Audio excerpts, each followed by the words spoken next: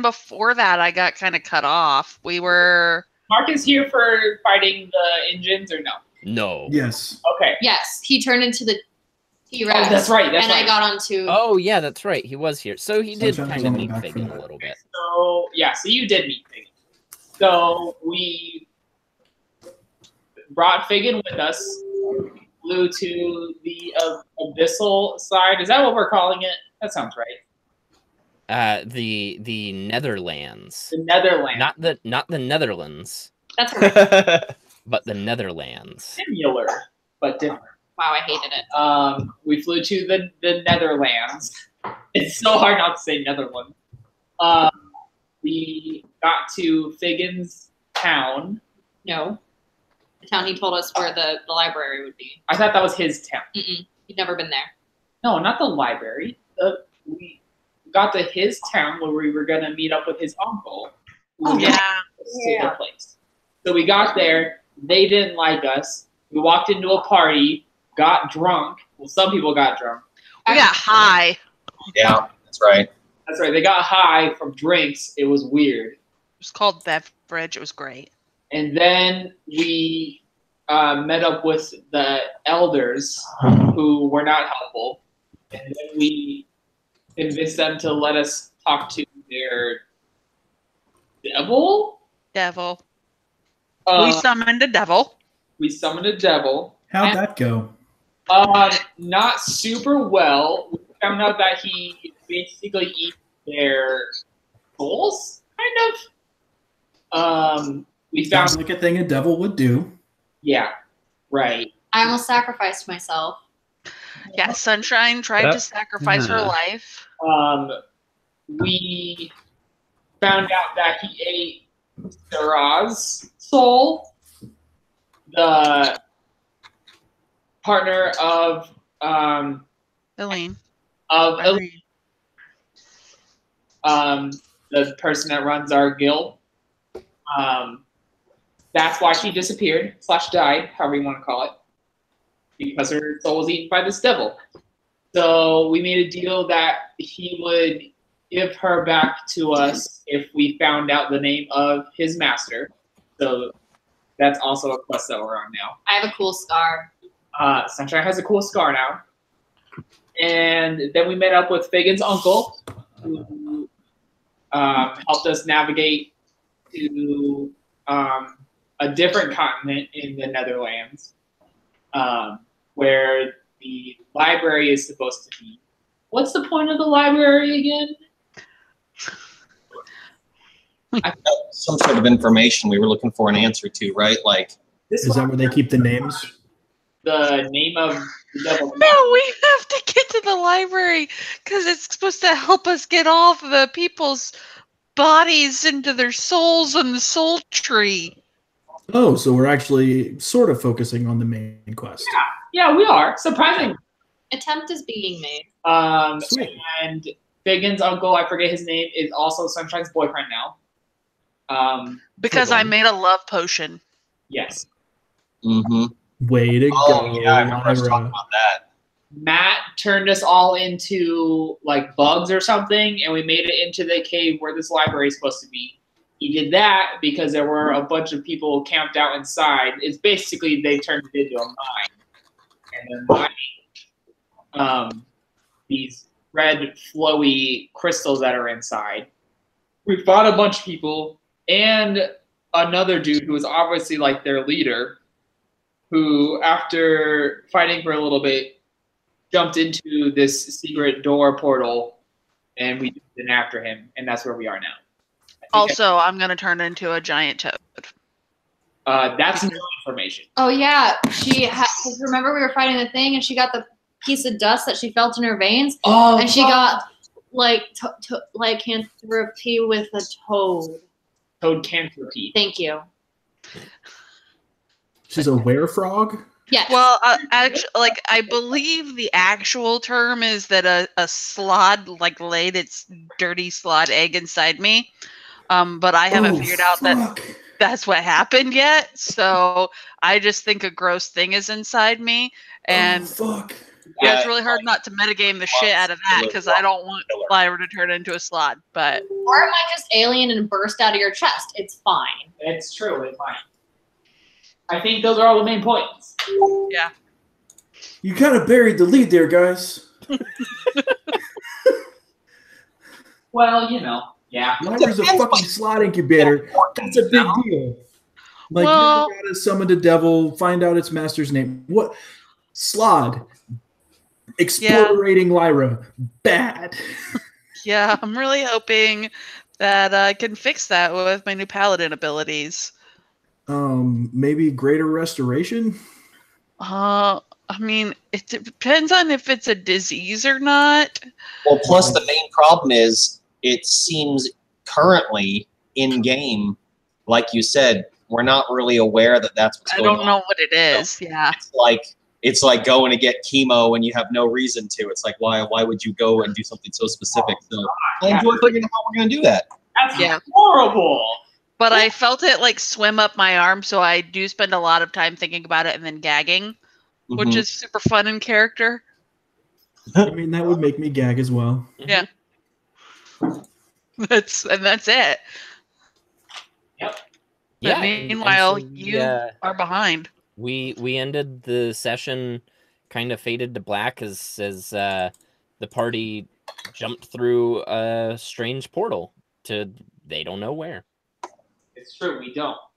Because we like to do that too. Deals with devils and whatnot. Yep. Only when I'm not here, you guys. Yeah, that was our way of teaching you a lesson. We just let everything go to hell in a handbasket real quick. What the fuck, man? Yeah. So you left us a long time ago. We made a deal with the dragon, and it's like, how do we top that? How do we really have him come back to some true fuckery? Listen, we don't have a voice of reason. It's fun. It really is bad when Marcus isn't there. It's fine. It's fine. Everything's fine here. We're all fine here. How are you? Riley murdered a slave also. It had to be done, but Dakotha's upset about it. Have to be done, by the way. I don't think I saw that part. I think it had to be done. Yeah, right before we went through the portal, Riley decapitated the one slave that we had, captured. Yeah, but I went through the portal first, remember? Because I was writing stones on the thing. Oh, yeah. So you don't know that happened. No. It was just Lyra and Dakota standing there like, okay. See, Marcus might not understand, but I totally killed Mike's love interest's dad in our other game, so the player in me understands. All right, so flash sideways. In Marcus, the Netherlands. Do you have vision now? I do. Okay, sweet. I don't. Yes, no one else probably should at this point. Oh yeah, you said you got to explore Rick's situation first, right? So this is the scene. You've set your airship, the Jade Lily, up kind of behind some crags and rocks, looking over this encampment that your friends had gone into. You had stayed behind to make sure that the ship was safe. Trigon and Figgin and your crew were safe. But then you hear quite the commotion from distance away, 200 some odd feet, maybe, as the camp that your friends snuck into is suddenly kind of in a tizzy, and everyone's moving toward the mouth of the cave. It seems as though something is happening within that cave where your friends went. Okay.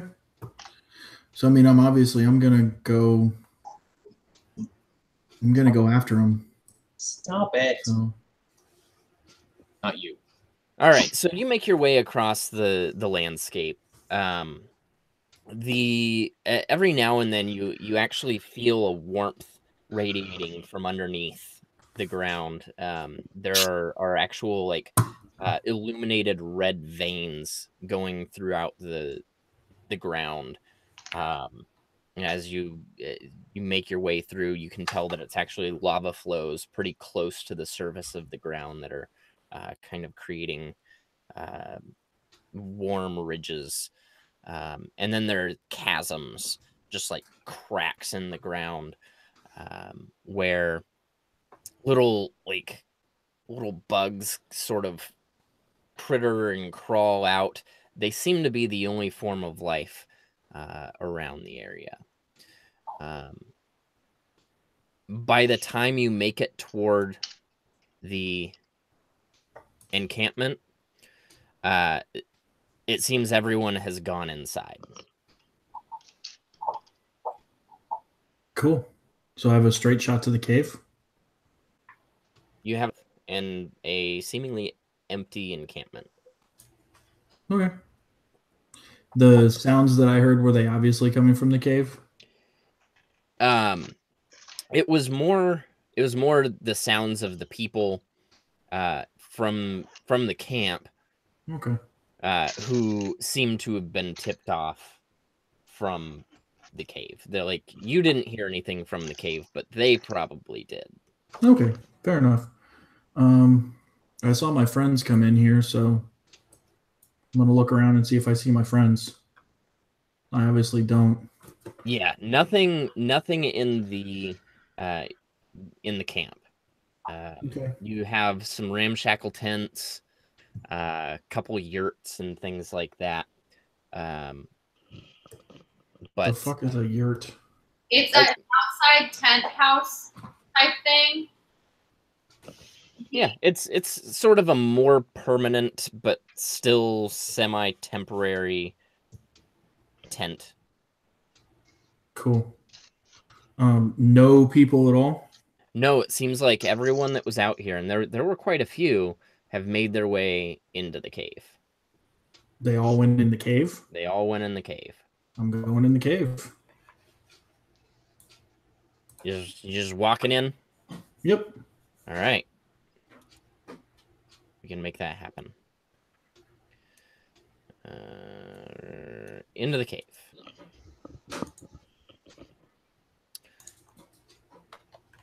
And I need to move.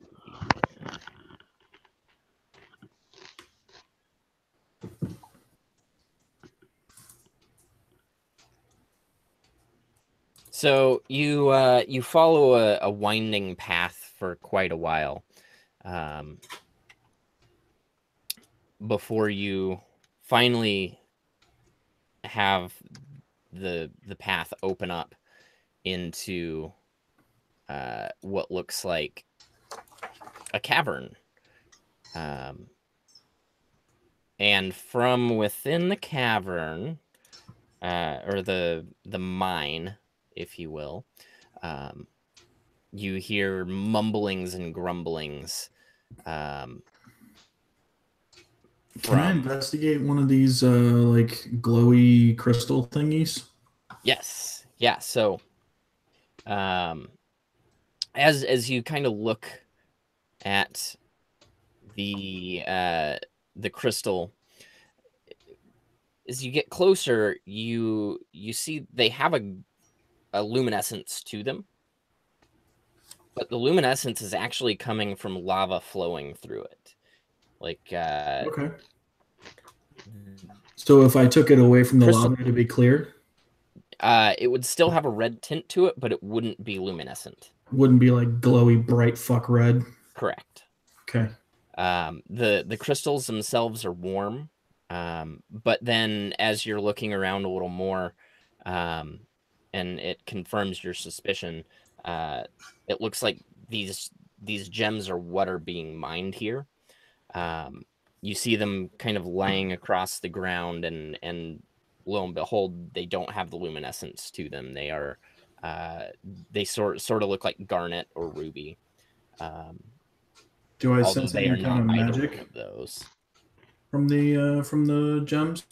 What's that? Do I sense any kind of magic from the gems? Roll Arcana.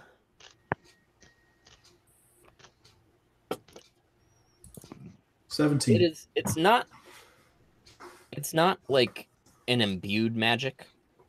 It's not that someone cast magic upon them. But there is some arcane sense to them. And it's more of a like are you inspecting unmined gems or mined gems? Unmined. Unmined. The gems that are glowy. The glowy ones. Then yes, there is a trace of some arcane energy flowing through. Okay. I mean, that makes sense why they would want to mine the glowy rocks, because they're magical. So I'm going to go over here. What's this stuff? Those are like little mushrooms, and there's rocks and boulders and stuff. Mushrooms. Not mushrooms. Super crazy. Hey, there's a person there. So as you make your way in, you hear the grumblings of people-ish things. Not people. And as you turn the corner, this little short gnomish dwarvish looking guy makes eye contact with you. He points. He says, "It's one of them!" And then there's an uproar from the room that he is in. One of who?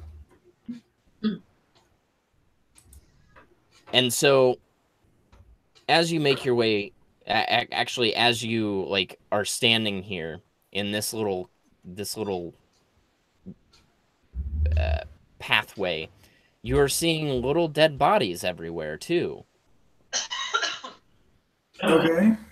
Like little dwarven dead bodies or little baby dead bodies? Huh? Little dwarven dead bodies or little baby dead bodies? Like it could be this guy's brother. Okay.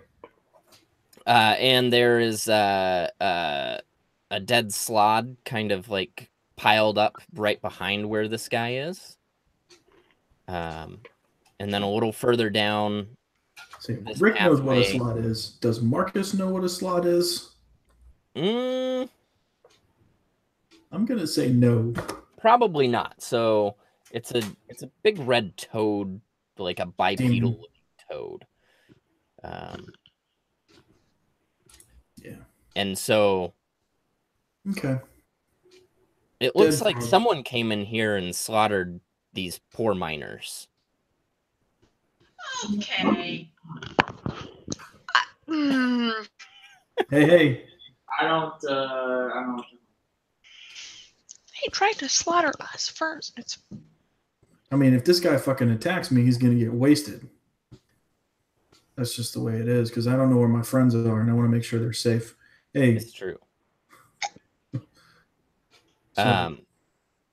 So he says, "It's one of them. It's one of them. Get him! Get him! Get him!" Get me? Why? I'm just looking for my friends. What's going on? He just looks incredulously at you and motions at the carnage around. Have you seen an 8-foot pacifist around here anywhere? He's got a big stick. Sometimes travels with a couple bears.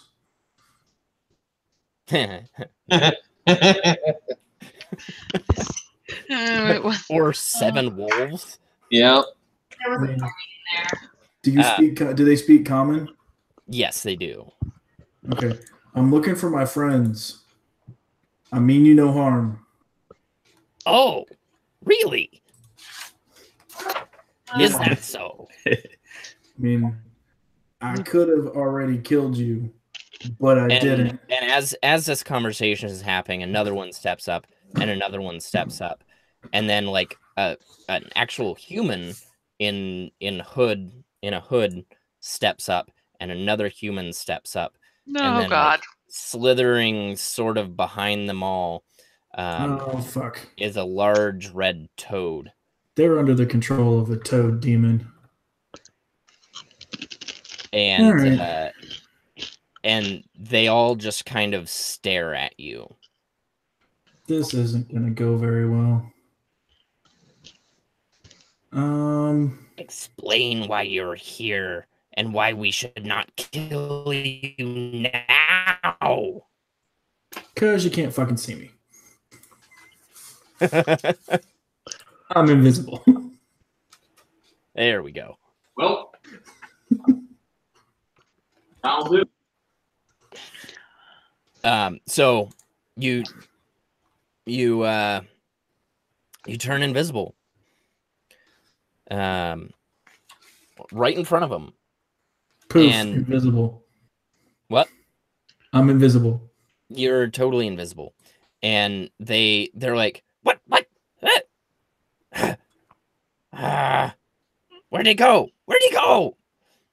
And they start like running this way, like out, because that's really the only way you could have gone. So where are you headed? I'm looking for any signs of Dekoth and Lyra and Sunshine and Riley and Gale of Wind. Like, I'm looking for my friends. All right, give me a quick survival check. See how long it takes you to find where they went. 13, solid. So it's pretty easy to track their trail of carnage. And I'm gonna draw it.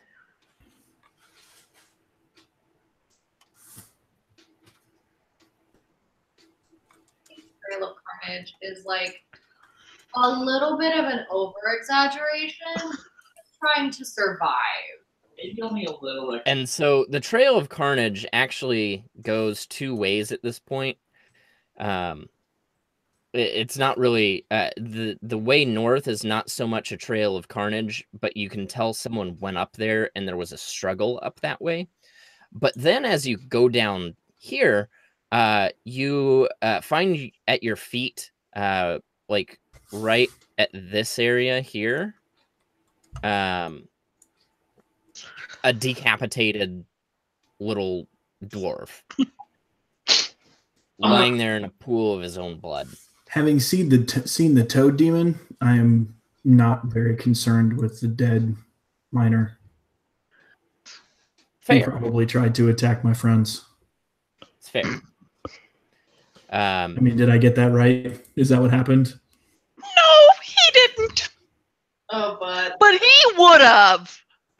Well, And that's what Marcus thinks.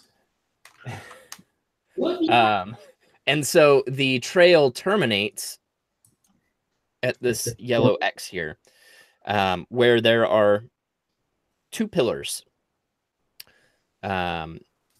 two hexagonal pillars. It looked like and excavated from this wall, and all the footprints really end here. Is there a glowy thing between the pillars? There is not a glowy thing between the pillars. It is just two stone pillars. It's just two stone pillars, and that's where all the footprints end. Yep. Stone. That's magic as fuck, right? Yeah. There's definitely some magic there. Okay. With that check, it has to be activated in some way. There don't seem to be really anywhere you can insert things, but there's certainly some way that you would activate these two pillars in order to, create some sort of. So there's not any sort of like markings or anything? No. All right. The only markings that you can really tell is it looks like it's sort of it's hexagonal, but you can tell that it's almost carved stylistically almost like books. Like books. Mm-hmm. Okay. Can I? There's no like. Do they move? Do they? If I try to like turn them or? No, they are completely solid. Okay.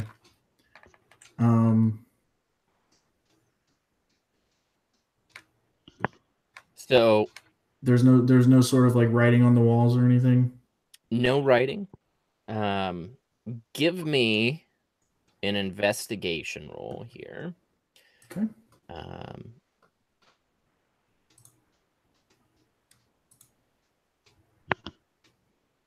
You're solid enough at investigation to where, as you're looking around and trying to figure out exactly how this might work, you're seeing like scatterings of these little red crystals around the area.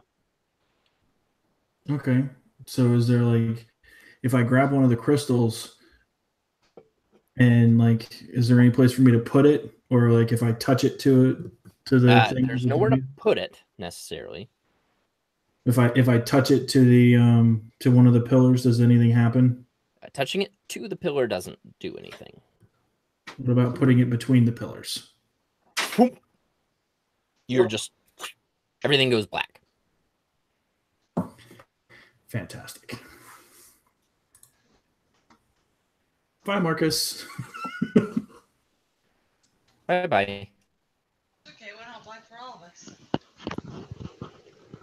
All right. Okay.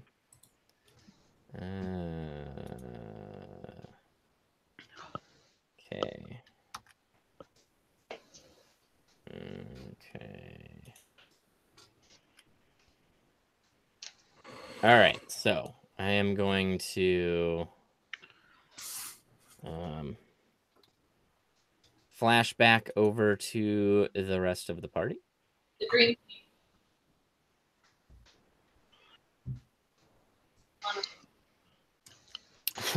Damn it. Sorry, guys. What? Why? You done good, kid? No, I keep clicking the wrong thing. Oh. Oh, you're fine. Button It says pushing. language proficiency. Why you gotta yell? I don't know why I yelled. It's all in capitals and red. Roll20 is pissed at me for no reason. Who's Ruby? 2 games. What?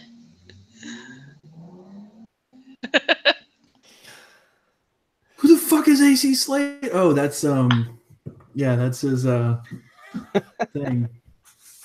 That's his cloud elemental. Who the fuck is Ruby?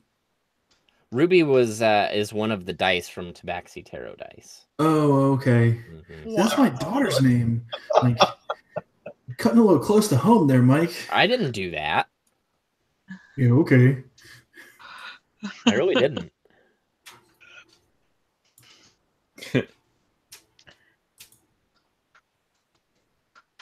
Anywho, do you all have vision now?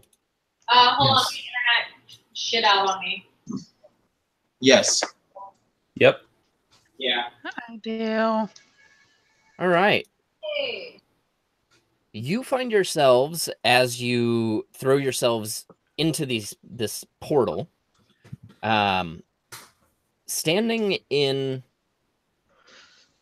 what can only be described as a library. It's a hexagonal room with stacks of books upon every wall. And in the center of the room, there is a shaft in which a spiral staircase just shoot. Hey, how old are we? I'm like 6. Yeah, that was great.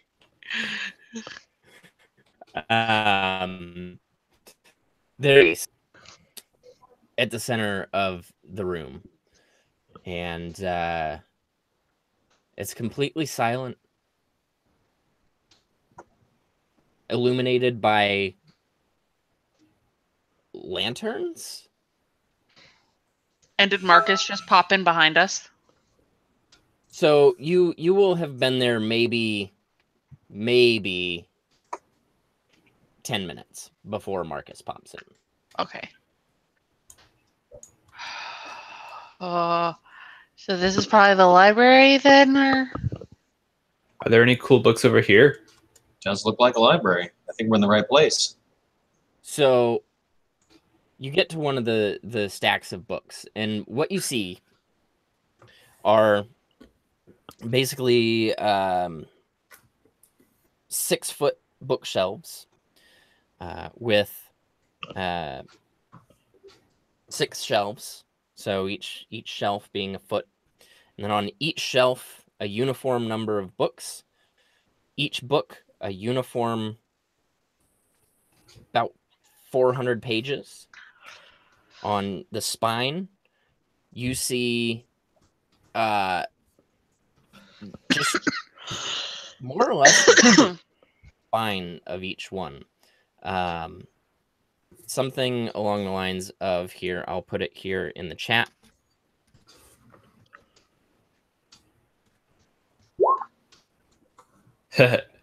And then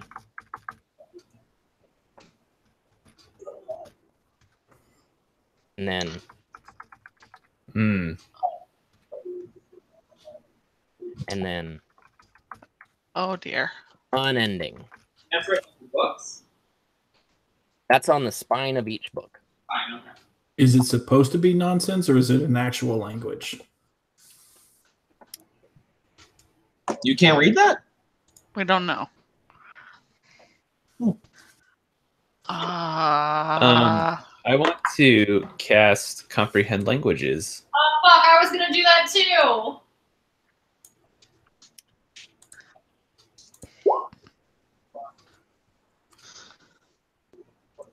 There's nothing to comprehend here.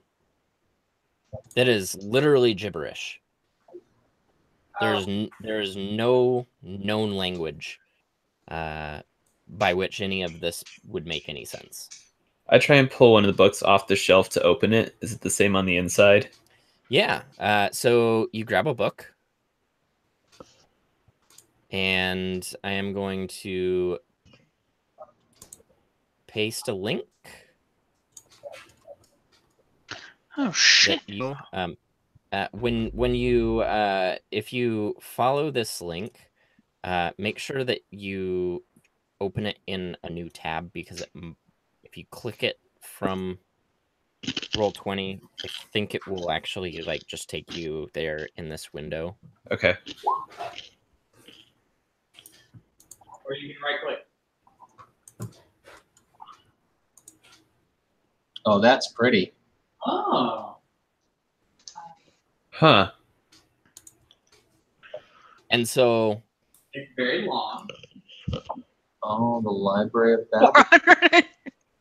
Dude, this is a great use of the Library of Babel. Nicely done.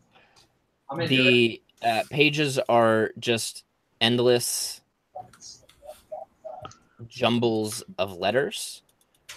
And as you pull more books, it's more of the same. Each book is 410 pages. Each page has roughly the same number of characters on it. And for I mean, you pull, I mean, you could sit here and pull books and books and books, and your chances are you're going to come up with about the same. I loved my Chrome trying to give me a translate option. Chrome. Okay, but IRL, what the fuck is the Library of Babel?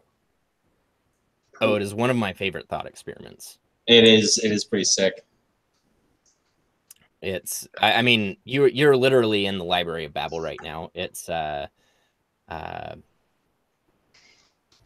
is a not quite, but almost infinite library of every possible book ever written and every thought and every truth and every lie, and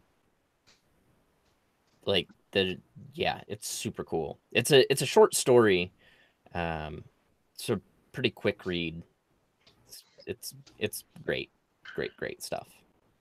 Awesome. Sure. Hmm?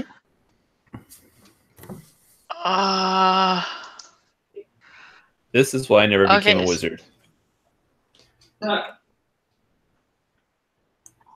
Yeah, so like, do all of the shelves, they all have the same type of book? Yes.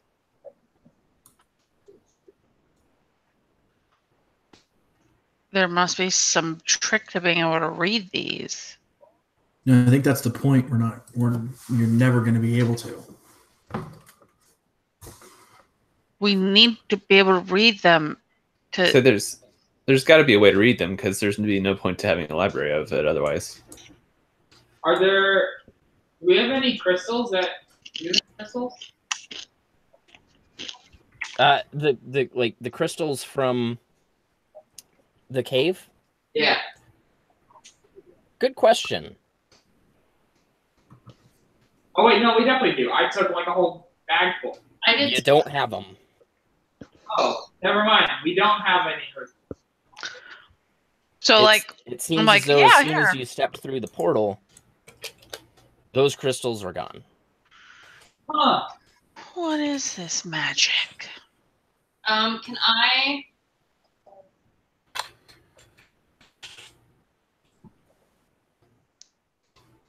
I want to like very carefully go through this like doorway. Mm-hmm. Oh dear. So in that doorway, I want to like check for traps first. there are no traps. Okay. The doorway leads to an identical room with an identical staircase in the center, and more books. More Babel books. More Babel books. I want to go down. We go down. I want to go down. Sunshine, please don't just leave without us. I'm not. Hey guys, maybe I'll be able to read these when I turn into a toad. Wait, you're going to turn into a toad? You want to like? Can I do a medicine check on her? Where are you at? I don't really know what's gonna happen. I'm stuck back here because my internet sucks. Okay. Can I do a medicine check on Lyra? Yeah. Okay. It's really gross. I'm gonna be honest, Marcus. That thing. Did you see any of those weird things? The weird toad guys? Yeah, I was accosted by a red frog demon. Oh, me who's too. mind controlling some of those things. And he scratched me, and then something came out of him, and it whoop, went into my arm, and then it swam up, and it's really. Consent is important. It was. Mm-hmm. Consentical. It did the kid said to it. So I'm just Did gonna you go kill with my him? worst nightmare of I'm gonna turn into a toad soon. I got 28. So with your 28 medicine check, you investigate. You're looking at the scratch on Lyra's forearm, and on one particular scratch mark, like towards the end of it, you see like it's actually sort of like festering a little bit, and sort of like you can see that it terminated in a vein, and then the vein is sort of slowly tracking upwards towards the heart, ending at about right like the mid bicep area. Yeah, how much do you like that? Are you super attached to your arm? Yeah, I like my arm. What if we could get you another one? A better one. That isn't infected. Well, I mean, like, does it seem like it's I just feel like there should be a fix to it or something. It's not cutting off. I am a healer. It seems extreme to cut the arm off when we have attempted nothing else. I just don't know where to start. Hey, Fair point. Mike, if I were to like cast a spell, would it do anything, or like would I know with that medicine check? It definitely looks disease-ish. You know what? Take a blood orby. A what? A who? A gummy bear. Blood orby crusher. Oh, I'm already so nauseous. You know how they make me feel. Myra, do you want to turn into a were-frog? No. Well then, Hold your nose and just let it go down. I have some Fey wine in my bag that I will give you a little sip. Okay. I don't have any gushers. Does anybody have any? I have so fucking many. Oh, buddy, do I ever? I'll just she's gonna do like Do it like a freshman trying to take a shot. White. The tiniest. I give you like a capsule. Take a little shot of wine. Do I feel anything? You feel like you heal however many. What did we say a gusher did? 1d10? Yeah, that's not great. So I'm like back up to full, but it's still there. Yeah. It doesn't seem like the tracks, the vein tracking has subsided at all. Okay, well I'm gonna try lay on hands and see if I can clear the disease. Is that what lay on hands does? You can use 5 points of lay on hands to rid somebody of a disease. Okay. Yeah, that's probably. But like only if you've figured out that it's a disease, because Lyra has no idea what this is. I would have, right, with that's medicine check. It seems very disease-ish. Okay, so I'll expend 5 points of lay on hands. I'm looking through books and I find that one, Mike. Oh, have you gone down the rabbit hole? Oh God, I love this so much. The concept of this library is.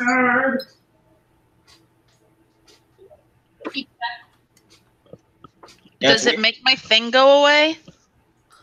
Yes. Oh. So as you, the answer is 42. You can now leave this library. Yep. So stupid. As you lay your hand on and then take it away, the wound is still there, but the disease that was festering within your veins seems to have subsided. I think it's God. I don't really know what that new thing is that I can do, but I think it worked. Or I'll be a toad. I don't know. How do we make sure that you're not a toad? Can I Well, you want me to do another medicine roll to see if like she fixed it, or can I just tell? I mean, you feel pretty confident that fixed it. I didn't like that at all. So Marcus probably wouldn't do this, but player me wants to cast True Seeing just to make sure that she's fine. Those gushers are so gross, you guys. Does it taste better or worse than an oyster? I mean, I enjoy an oyster. It's all in my head, I think. They came out of a little bear's body. Oh. I mean, you remember the description of how these are made, right? Yeah. It's quite disgusting. Gross. Yeah. I was not here for that, so if you could just reminder, I would love to hear it. Yeah, so the Zilrian, or Fectors, as they are so rudely called, when they are wounded, they develop scabs, but underneath those scabs, these little balls form underneath, and then eventually they pop, and when they pop, they heal the wound. But people found out that these things can be harvested, so what they do is they enslave these little guys and keep them in a constant state of Hurted. woundedness, and then just Wounditude. like take out their little gushers. They're little pus packets. Yeah, That's they're pus what packets. I imagine. Well, that's on you. That's definitely all in your head. It's really gross. It's really, and they're so sweet. They're basically Ewoks. I don't know why we're calling them anything else, but they're so nice. And then they gave me their pus packets because I saved them, and I took them politeness, but. Okay. Yeah. So now that Maggie's not going to turn into a werecoat, but yeah, please. I would like to go down some stairs. I would love to go down some stairs. Please. This is going to turn into the beginning of the third Matrix movie where he walks out of the subway station and back into the same subway station. Oh wow. So there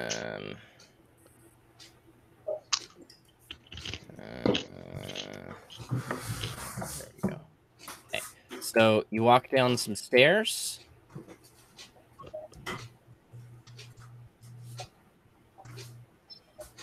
And you find yourself in another set of hexagons. Down more. Down more stairs, another set. Down more stairs, another set. Down more stairs, another set. Is there a bottom? I get the bottom. It's a spiral staircase, so it's hard to tell. And there's a column in the center. So you can't really tell. There's no bottom, kids. Okay, there's got to be a way around this, guys. There's an answer. This library sucks. Why were they trying to protect it so bad?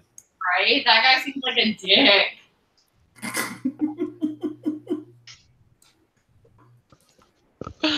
Oh my god. Do like a. Has anyone detected magic on this place? I mean, I'm sure it would like light the fuck up, but like, you know, just for fun. For fun, Steve. Who's got spell slots? I can detect magic if we'd like. To cough? I don't know if we're going to come up with anything, but I think that's my brain metagaming. Let me see here. I will detect magic. Oh, we got a waiver in the background there, Maggie. Yeah, she thinks. We've got a waiver. We got a There waiver. she is. Hi. Hi. Hi. I just wanted to bug you. Hi. Yeah, okay. I'll get back to my Oh, meeting. yeah. Okay. See you later. Hi. Oh my god. Remind me to show you guys our engagement pictures. Oh my god. Yeah. Yes, please.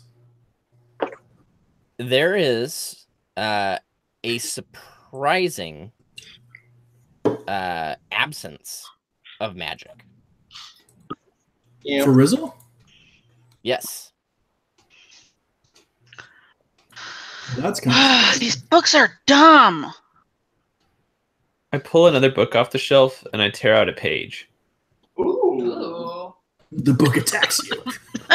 It's a library of mimics. That's how we all go. You get a page, and go ahead. You know what? Roll me. That's never good. Oh. Gosh, what would you roll here? Something around intelligence. No, I'm gonna say. Please don't say survival. Oh no. No, I think it would be. Oh gosh, it would be investigation, but based off of charisma. So you used your charisma modifier with your investigation skill. Okay, well, I don't have that trained at all, so is it just my Straight charisma. charisma roll? Straight charisma. Oh, not bad. This is weird. That's really good. All right. I will give you a page of a book.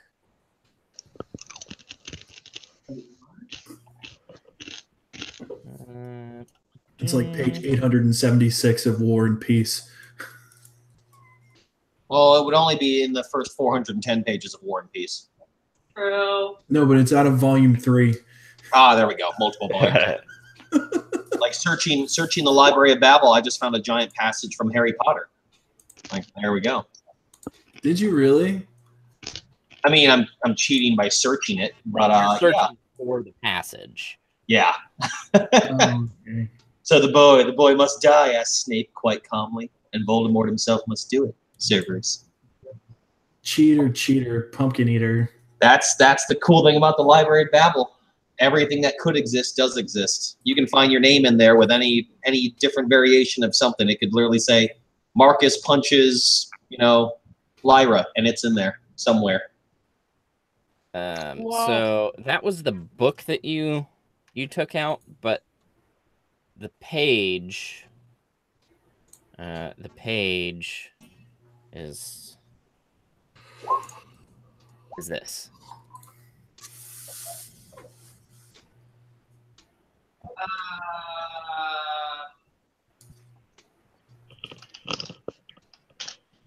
Something about waffles. Truthfully flies Ultra's Bull. Dickier. Doctor, Love It sounds like spells. The Library of Babel would be a great way to make some spells up. I just realized. Like, holy shit. not wrong. Superiority. It says catnapped. Hello, pathologios. What the hell? Oh, whoa. Gale just got Oh, whoa. catnapped. Oh, whoa. There's more here than I thought. Okay. Oh, shit. I am sane. I am sane. I am sane. I am sane. I am sane. I am sane. I did not realize he pasted all of that. Holy shit. Yeah, I missed that initially too. I was just reading like the last thing. Horish subside. Outswept. Juro. Superficializes. Zanuck, Wall, rinse tag. Can I? Appropriate for. Oh, sorry. Go ahead, Parker. No, you're fine. Go ahead. I was just gonna ask a question. You first, though. I was just gonna say how appropriate for Gale having spent like an infinite amount of time, but no time in the whiteness to say, "I am sane. I am sane. I am sane. I am sane." Yeah. Uh-oh. Can I use my intervention to call on the edgelord to kind of like ask him something, or is that not how that one works? What are you wanting to do? You were cutting out. Divine intervention.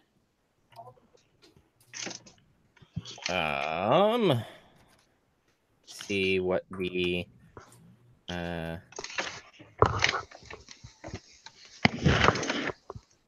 the limitations are to this. Let's see.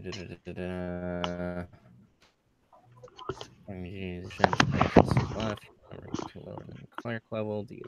Means. Choose the nature of the intervention.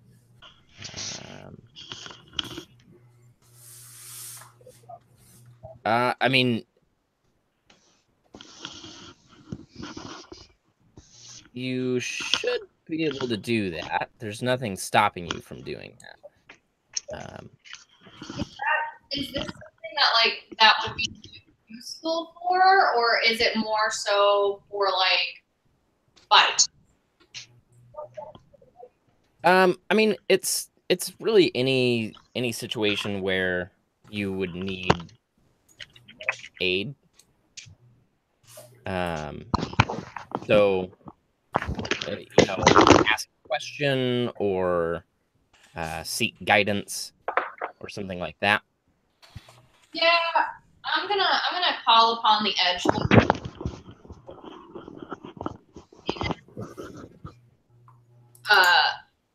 Ask him a couple questions if that's cool. Whew.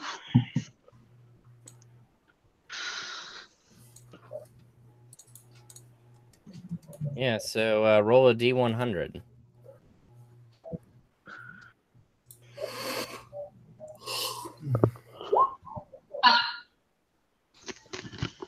That is lower than your Nice. cleric level, right? Yes, it is. I'm a 19. All right. So, what do you say to implore the edgelord to intervene here? Hey, my dude. Lenovo's. Dude. I need some fucking help. This is the best way to pray. I need some help, my dude.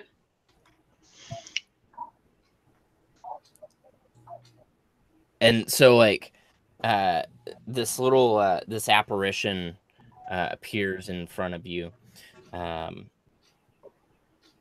it's this like real skinny, gaunt figure with like jet black hair swept to one side. Perfect. And like he's wearing no shirt. And I say he, but it's very androgynous. Oh, my favorite. Wearing no shirt and like sort of like just rags covering the pelvic region. And he's like, it says, what do you want? Maggie just spit her drink out. I wasn't prepared. Oh no. Okay. All right, dude. I'm literally just like sitting cross-legged, like in the middle of this library, like, listen, I know this is really inconvenient for you or whatever, but what the fuck is this place? I know. It's a library. Well, no shit. But like, you're not where you're supposed to be. Like, you belong on like that plane of existence, and he just kind of like points somewhere else and is like, but you're here. Yeah. We were told to come here. You know that whole thing that happened a while back with like the God Eater and stuff? No, I don't really pay attention to that shit. Yeah, that's fair. Okay.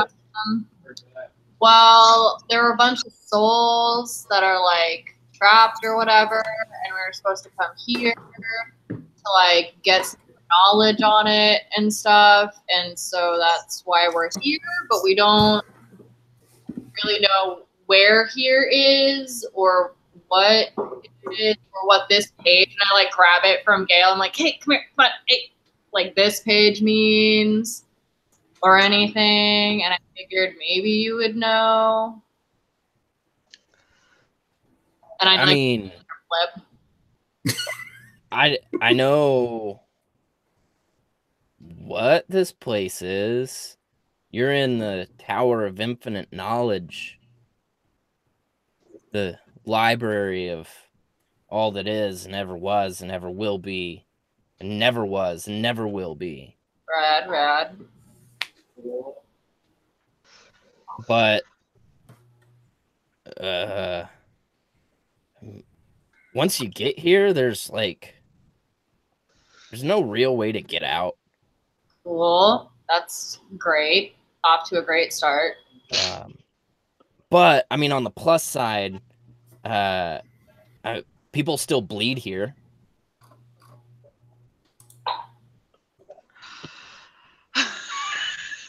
Like it's pretty cool. Cool. Cool. Is there like a way, like, I know you said there's not like once people get in, they can't get out, but like, is that like out of the library or out of like the plane? What plane are we on, by the way?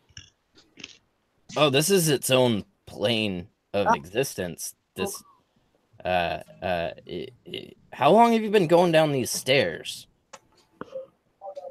I tell him how long we've been going down the stairs. I don't know. I assume it's been a while if you are resorting to talking to a god. I mean, that's, yeah, okay.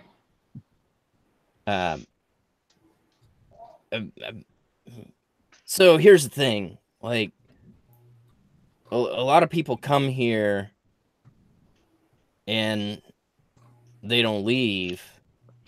And it's not that they can't leave, even though they can't.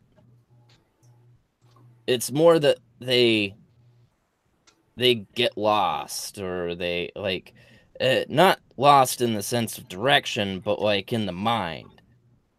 They get lost in the sauce. Okay, gotcha. The promise of all the knowledge in the world and on all of the planes of existence can corrupt the brain. And then other people go mad because of the sheer nonsense of it all. Okay. Well, yeah. For sure. I mean, if you want my honest opinion, I would get the fuck out of here. But I don't know how to do that. You don't have a lot of people who like pray to you, do you? Well, I don't really ask for any of that. I mean, right, but like you still don't get like a lot, huh? No, you're the first in a while. I had that I got that vibe from you. But I mean, what do you want me to do? What can I do for? I can't get you out of here, but maybe I can help you with something. I mean, I mean, you've been like an alright follower or something. Pretty decent. I mean, I got hot, but I feel like I'm sticking with you. You get my vibe. You get the edginess of everything that I do, and I appreciate that. So thanks, my dude, for that. I like kind of look around and like, anyone want to know anything? I got a god here. Anyone? Can we see this guy? Is it just like Lyra, or is it just like Sunshine talking super emo-y to the air? That is exactly what's happening. Right. That makes it all the better. Wow. I have like an idea of what's happening because I talk to my god, but it sounds a lot different. Anyone? Questions? Concerns? Yeah, what are these books saying? How do we read these books? Oh, that's everything and everything that is and could be, and nothing that ever. Yeah, but how do we read? But I can read. Helpful. I hold up the page. So I can read some of these words, but it's others just doesn't make any sense. Why can we only read some of it? I guess the better question is there like a proper way to read these? Can he hear them, or do I have to like translate to my? He can hear him. He just doesn't give a fuck. He says, I don't think are they your friends? Like, They're more like family. oh, okay, yeah, because like friends are kind of lame. I can't. I have to stop taking drinks. That's cool that they're your family or whatever, but they don't seem to get it. Like these books, They don't mean anything. But there might be one Can you? that means something. You want me to send you to one? Yeah, that'd be real tight, dude. And I'm like, hey, you want some Fey wine, by the way? I got some Fey wine if you want to get a little, like... I do. Oh, I'm just in your head, dude. Oh. I can see you, so, like, I don't... I've never called on a god before, so it's not... Shazam! And he's like, haha! And... and he disappears. Okay. And like, as you look down, you see written in blood on the ground. It says like, take the left staircase up to, head to the next hexagon, and then down one, and then to the next hexagon, up to, it's in like a big long string of directions. And then it says, look in stack 2 of hexagon B, whatever. Is this all in my head, or did like the blood directions just appear? Because I'm literally The blood directions just appeared.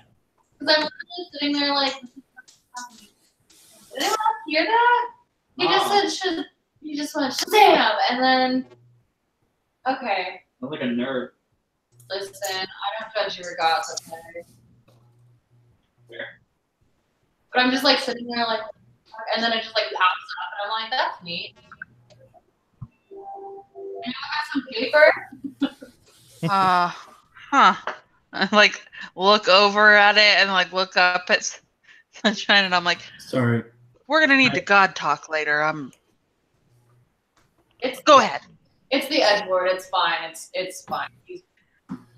So seeing those blood directions on the floor and having been just like lost as fuck, so that we had to call on a god, I'm gonna cast Find the Path, which will allow us to make sure we follow the directions correctly. Ooh. Cool. Sweet. So in fact, like, a little, almost like little breadcrumbs, illuminate, up the stair or down the stairs and up the stairs, and you follow through, the stacks. All the while, this entire time, you have not encountered anyone. Weird, but okay. That whole time that we're like walking and stuff, it kind of like tell them what the conversation I had with the Edgelord in regards to like what this place is, how we're on a totally different plane of existence, and how like once you get in, no one ever really leaves, and like all of that stuff. Well, there goes my plan for casting teleportation circle to get us out of here. Well, I have plane shift, and I think Sunshine does too. Yeah, so do Although I. I don't have it prepared, so we would have to take a nap in here. I've got mine prepared. If we needed to get out of here, it's no big deal in my mind right now. I just have planar binding, which doesn't help anything. I'm a little okay.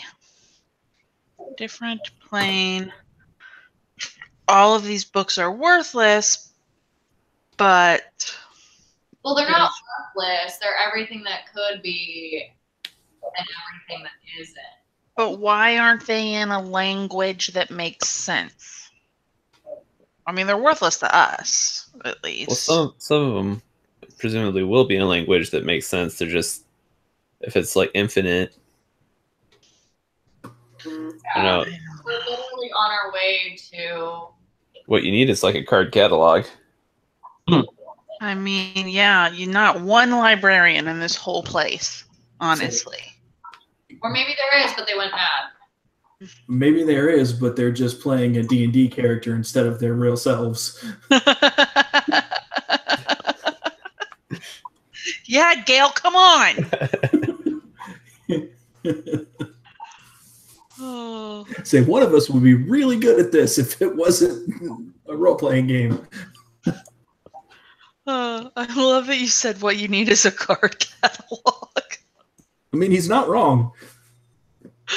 Like I envisioned Whoa. one of the old ones with the drawers and the actual cards in it, but for an infinite library. Does anybody else watch The Magicians? Nope. Oh wait, I read the book. I'm not caught up. A couple books. No, but the TV show has a like the library is on a different plane of existence, and there's a ridiculous card catalog that like spits like cards at people when they fuck up. It's awesome. Nice. I just found somebody. Oh no. So as you're following the directions, the directions were very long, and it's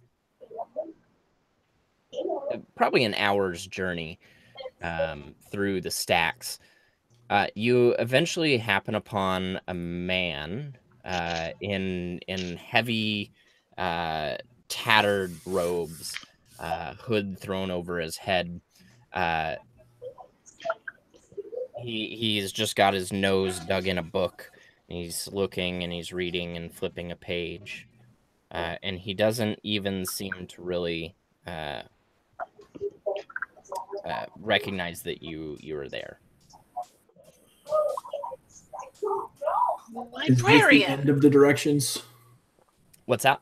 Is this the end of the directions? No, this is just on the way. Okay. I mean, do we need to talk to this person? Well, I really want to. I'm gonna ask, what is he reading? I'm gonna walk right up with him. Oh God.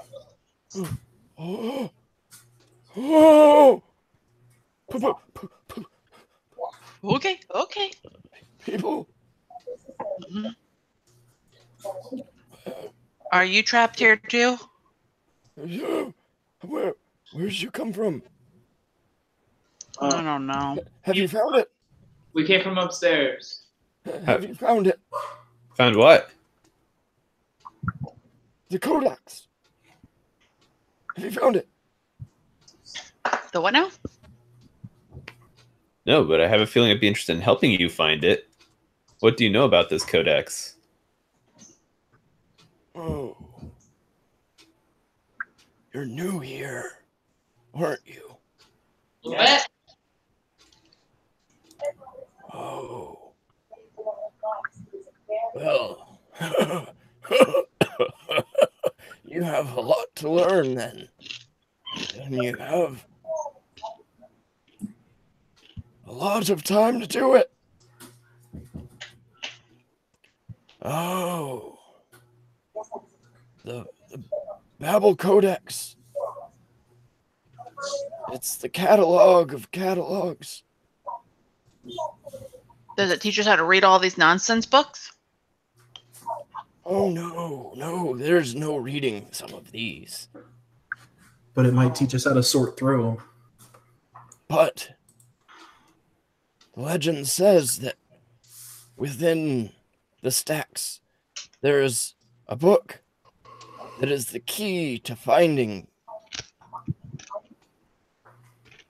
the sense among the nonsense. Hmm. How did you learn of this legend? It's been passed down for millennia.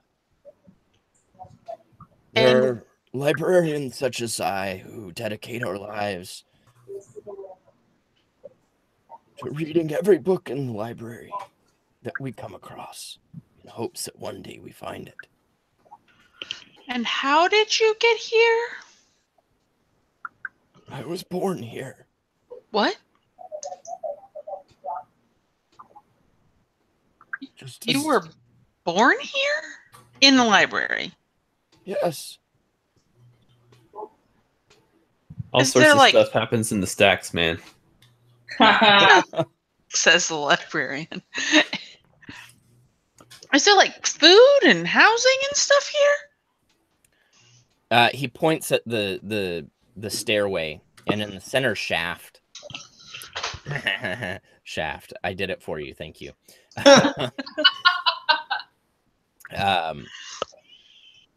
You notice on each one there appears to be a doorway that's like inset into the pillar, and he says, In each hexagon, there's a facilities, and there's a bed. Oh. And okay. Are there other How long people have you here? been here? I don't know, forever. Few Like half a day. hours. Well, you'll notice you don't necessarily get hungry or thirsty Oh. in the stacks. You just grow older, disillusioned, and tired, Oh. and maybe a bit mad. Mad like angry? Some, others, mad, as in crazy. Like batshit. Well, I have not heard of that saying, but yes.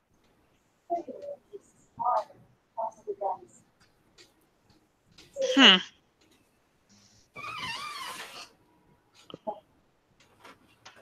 Okay. I measure my age in hexagons. How many hexagons are you? 4,722. Holy shit, that's a lot of reading. Okay. How many other librarians are there? Well, I've run across hundreds in my time. Everyone has their own journey. So when you say 4,000, how old would that make you compared to, like, me? I don't know. How many hexagons are you? I don't know. I mean, I count my age in years. Do you communicate with the other librarians? How would you know if someone finds the codex? Well, they say there are councils in some of the hexagons. One day you might run across them, but one day you might not. The stacks, they go on and on and on. Are all of the hexagons binary like this? One next to the other, each with a staircase, and that's it? I've never seen different. Okay. They're non-linear, though. Have you been going up or have you been going down? My journey has taken me down. Although there is significance of other than where you've been and where you're going, it's all the same. How long does it take you to... You read every book in each hexagon? Every book. How long does that take? I don't think he understands our. He measures in hexagons, so it takes one hexagon. Son of a bitch. I cast a spell to know math. In my head, I'm like, I'm just wondering if people age differently here. Does he appear to be human? Yeah, he looks human for all intents and purposes. And like super old? Very old. Very old. So he's probably just very old, but like... So I'm like, I'm like hearing like, so this place has potentially infinite knowledge. It just would take infinite time to find it. Yes.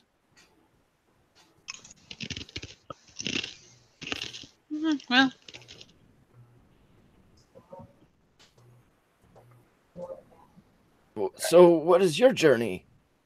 What have you spent your short time here in the stacks trying to learn?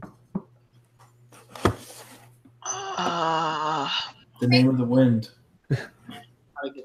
I look him and it's like, well, I have plenty of time. I'm interested in fixing death.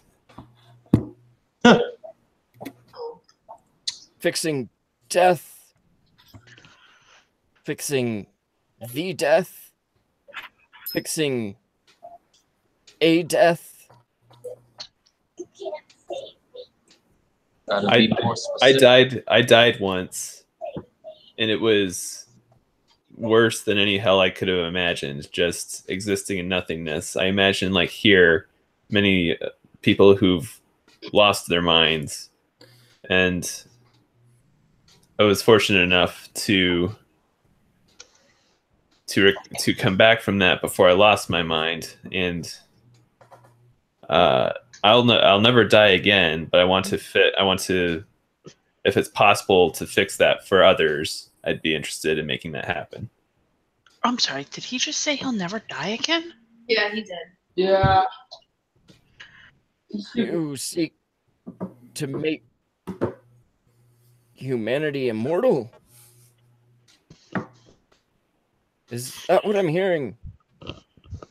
I'm Or behind or to him. fix it just so people don't get stuck. Oh, okay.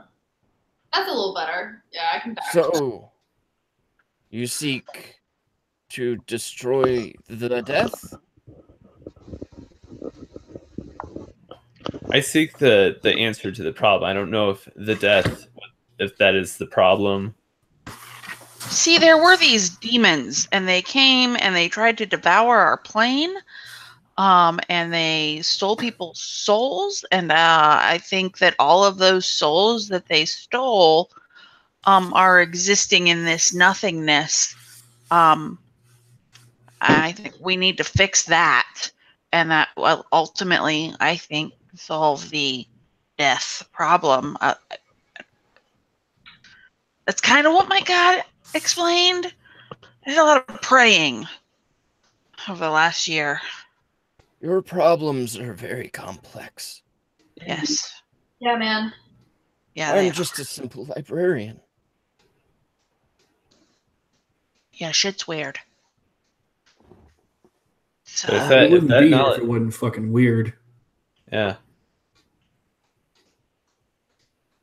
I say if that knowledge can be found here, I've got the time to look for it. okay. I have a lot of okay.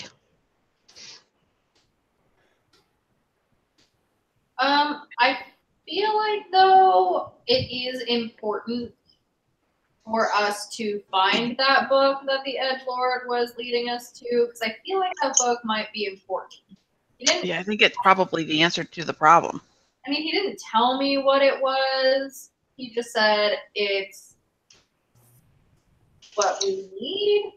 He kind of just said Shazam and did finger guns, which Your God is weird, but I'm into it. Librarian, is there a method that the librarians use to communicate which hexagons have already been explored? No, there are sects of librarians that have made it their mission to burn books. Oh. And so you might come across a hexagon that is devoid of books altogether. Others, you may find that the books that have been read have been stacked on the floors haphazardly. It just depends on who you came up with, or if you respect the stacks. You place the books back where they belong. So you don't know necessarily that you're the We don't- first person to take your journey. I would be foolish to think that.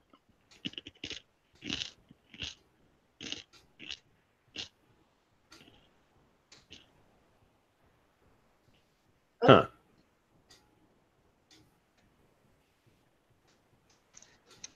Do we just let him speak? Yeah, I think at this point, Have you read any books that might help Gale here with his quest? I've read so much. So much nonsense. So little of import. And as I said, your problems seem complex beyond me. What I will leave you with, before I get back to my mission, my pilgrimage, beware. Around these parts, there has been an increase in well, people like you, outsiders, coming looking for things. Some much less savory than you.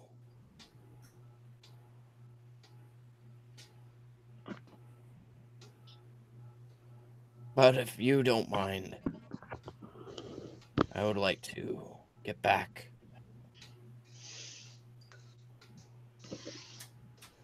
to my books. yeah.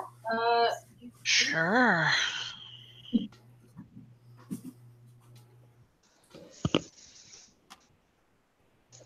Hmm. Okay, man. We should just keep following our directions.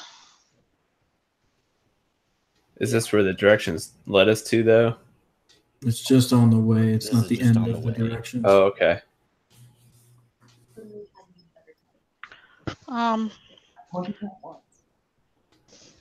I ask him before I leave one more question. Have you read this page? And I show him the page I tore out.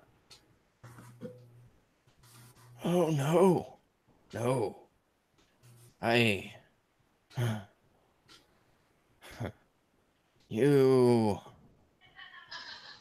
You're a naughty lad. You defile the library. Good job. Uh-oh. Run. Just kidding. Bye. Someone less understanding than me may take offense to that, but that book is not one I've read. It is not on my pilgrimage. It is not my business. Okay, thanks. Bye.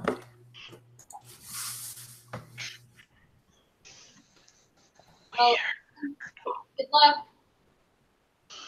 You as well. Yeah. Good luck. If you find the codex, let me know. If I find you. Through the non-existent method of letting everybody know. Yeah. What? I'm sorry. One last question. What would you do if you found the codex?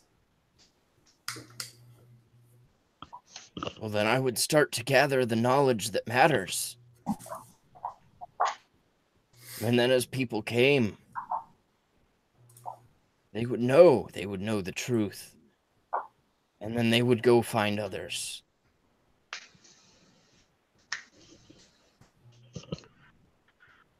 And one day, it will happen. I know it will.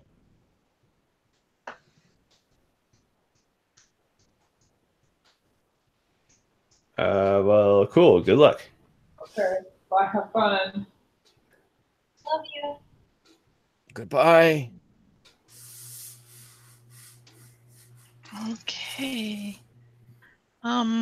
Gail, did you say that you'll never die again?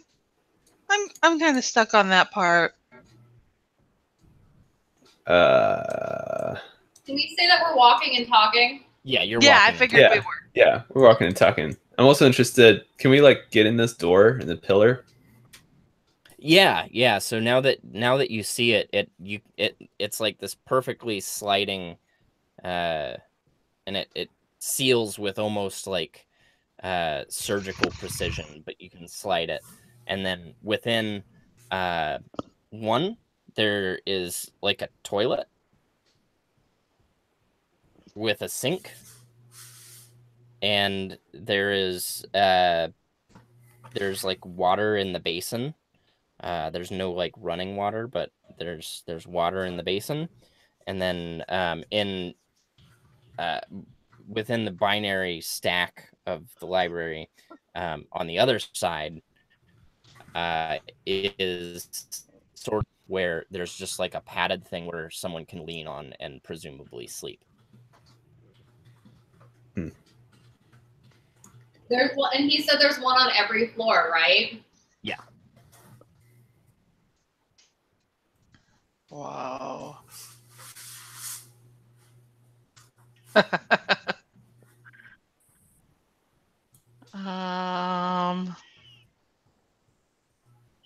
Yeah.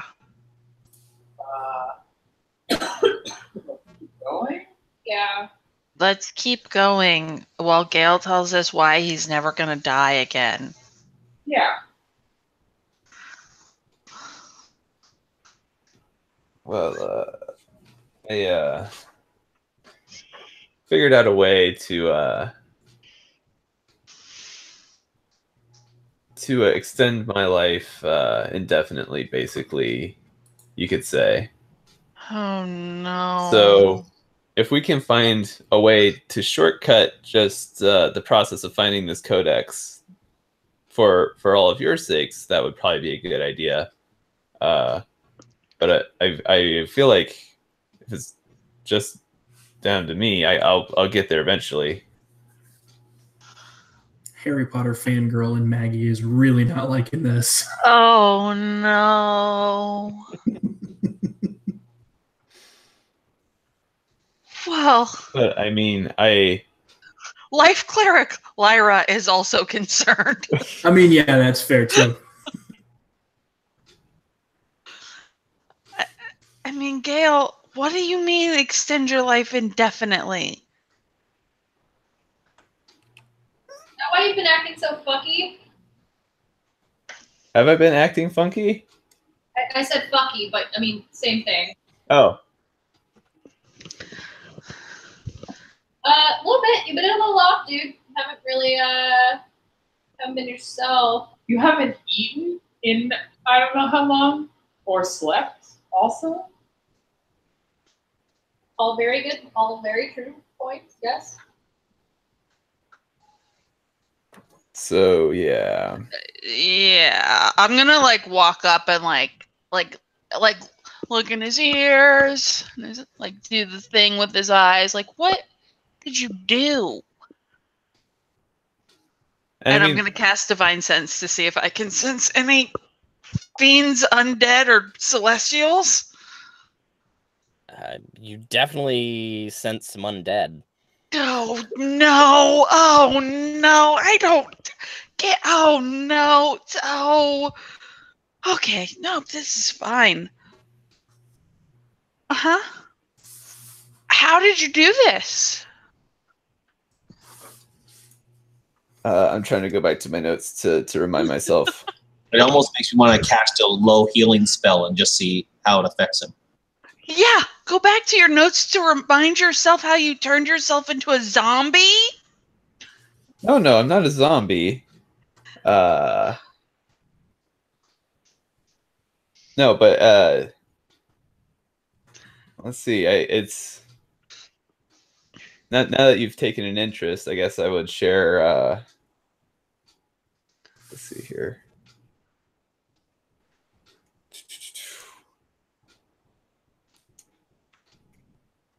I mean, I felt I felt different when I came back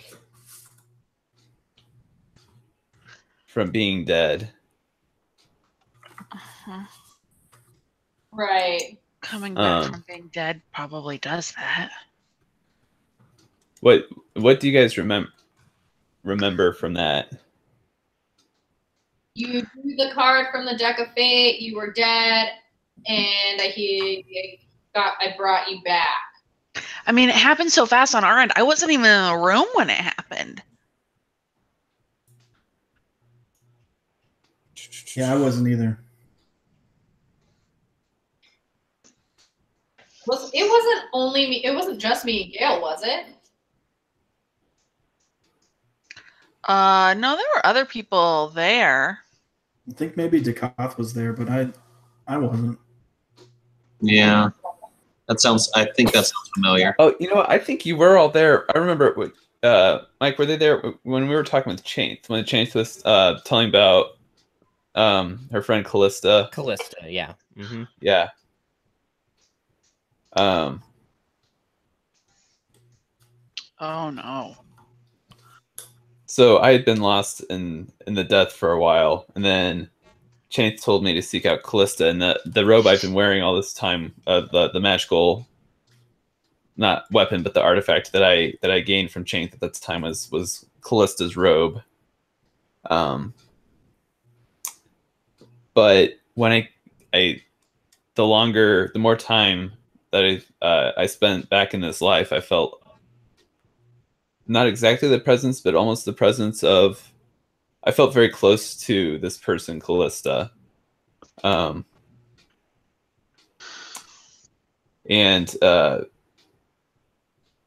eventually encountered her. Let's see here. I guess that would have been probably through the power of the robe in the death.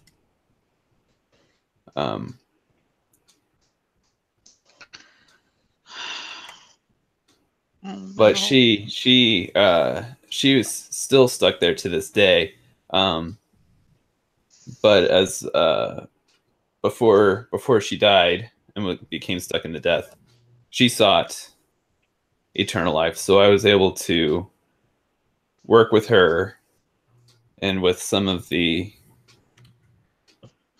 items that I encountered through our adventures, was able to complete a ritual she was not. I'm trying to think back to things that Gail was collecting while we were. Oh no. What the stuff? And that ritual made you undead? Do you really want to live forever? I never wanted to die again. And now I have the time to try and fix the death for everybody else. I don't know what that will look like. Death. That's concerning. Well, I mean, after Gail told me the first time about what happened, I was really upset because I don't know if you guys know, I follow a god of life and love, and I really did not like the idea that, like, my mother was just floating around in nothingness after everything that I've done. So I did some serious praying, and she more or less made it clear to me that the issue with the death was tied to the demons and what's going on now. But he is right there right now until we can figure out how to fix it. It's just a void of nothing.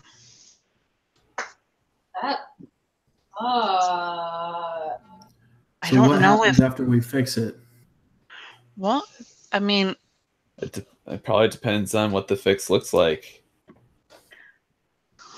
however we fix it, I would hope that it means that those who have departed go on to be with their gods, or if they're really bad people, I guess devils. I feel like anything has to be better than nothing for eternity. Nothing with an existence, anyway.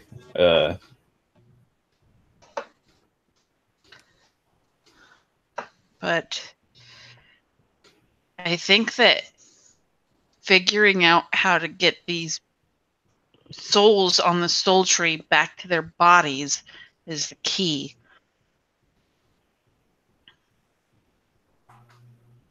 I don't know about that, but this library might have some answers, some possibilities.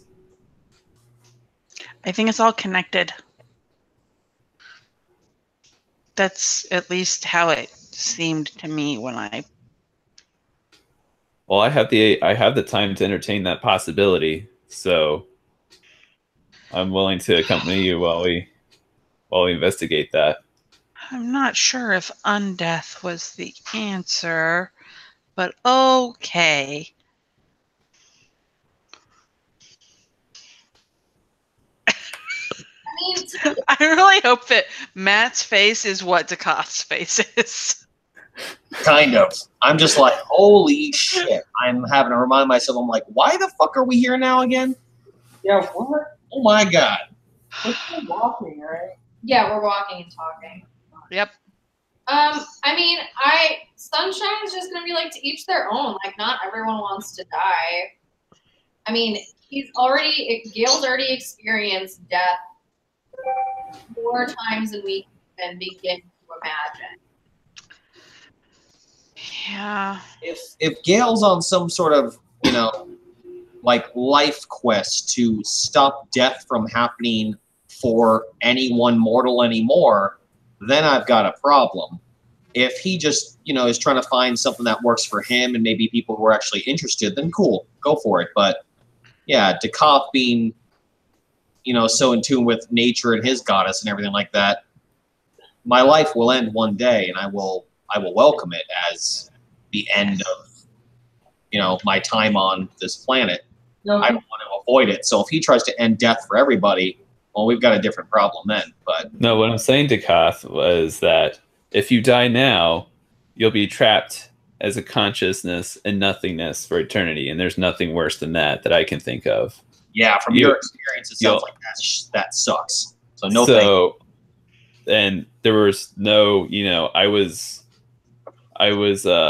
following a goddess at that point, and there was just nothing, no response. So respecting that people have whatever beliefs they have, my experience tells me that there's something profoundly wrong with dying, and if there is a way to fix it, I want to discover that so that no one has to experience that again. Oh, good. So it doesn't sound like anything with malice intent to me. So I mean, Ducaste wise, yeah, I'm good with keep on keeping on. I'm more concerned with us finding this knowledge here about how to do anything about the fruit and the bodies, and on top of that, seeing if we could find that demon's name while we're here. That would be nice. But I don't know how we're going to do any of that. Maybe we'll find out when we get to the book. Yeah, hopefully whatever the edgelord pointed us towards. Love him.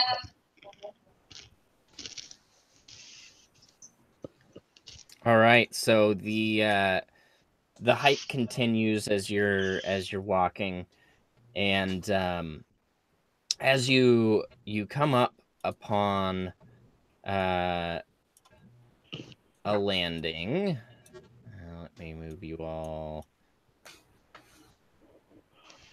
You pass through several more hexagons, dozens, in fact, all drearily the same. No one except the lone librarian that you run into. However, as you make your way up the stairs to this set of hexagons, you hear a deep guttural voice sort of shouting or commanding. Does anyone speak deep speech? In languages. I speak primordial. Does that count? I don't believe so. Deep speech is a little different. I speak infernal. Hold on. All I've got is Dwarven and Elvish, so. I got comprehend languages. All right. So with comprehend languages, you totally understand what is going on. The voice that to your ears sounds just like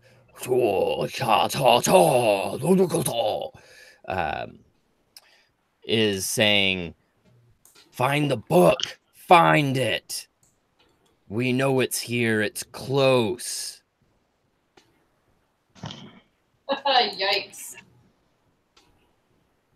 And from the hexagon, it's coming from the hexagon over from you. How are they getting close? Did they talk to the Edgelord? Nah, I'm his only follower, dude.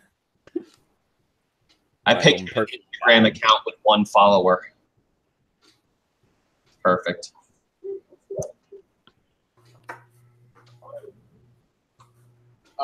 And you hear like the shelf open and then tossed to the side, and just like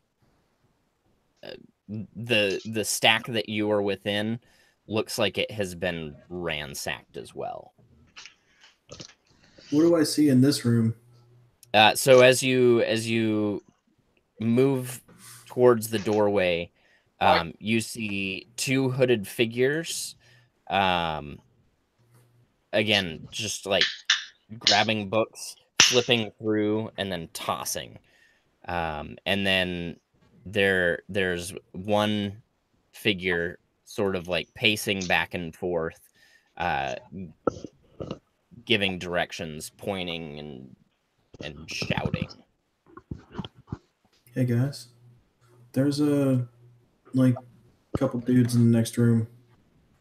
More than we've ever seen before in this area. What are they doing? They're like pulling shit off the shelves, flipping through it real quick, and throwing it on the floor. Like they're fucking up the library. Sounds like they know what they're looking for, whatever that is. Yeah, they said they were pretty close. I cast comprehend languages, so I know pretty much everything right now. Not to like too much fun or whatever. What are they doing? And your trail is leading into here. And you can tell that it does not head to the stairs. Oh. So it's in there. Looks about like they're looking for what we're looking for. Again, don't quite know where the Edgelord is taking us, but I mean, Jesus, take the wheel. Am I right? Who's that? It's a metaphor. Cool. Yeah. It's a metaphor thing you just wouldn't understand. So we can all see this trail that the Edgelord's providing for us. It's find the path, which I think Marcus has up. Okay. Yeah, It's a I think concentration it's spell that really I put only up. visible to Marcus. Only visible to Marcus. It's a concentration spell that I put up. Okay.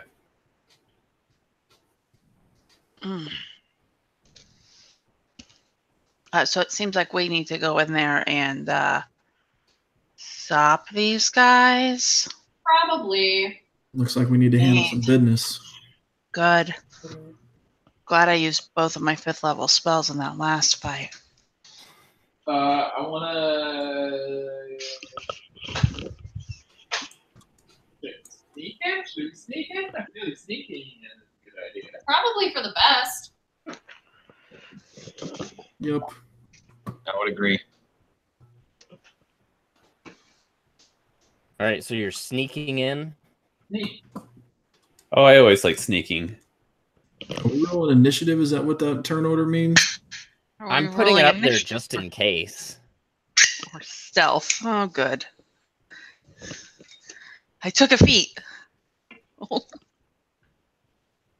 So whoever's stealthing in, give me your stealth. So far, so good. Why did my character sheet go away? Sorry, Roll20 hates me. Rough stuff. Yikes. The 8-foot dude isn't quiet. Shocker. So I rolled a 3. Guys, we're fucking up real bad already. The cop goes last. So, Riley and Gale make it in without these guys noticing you, which is really quite. And Lyra, somehow,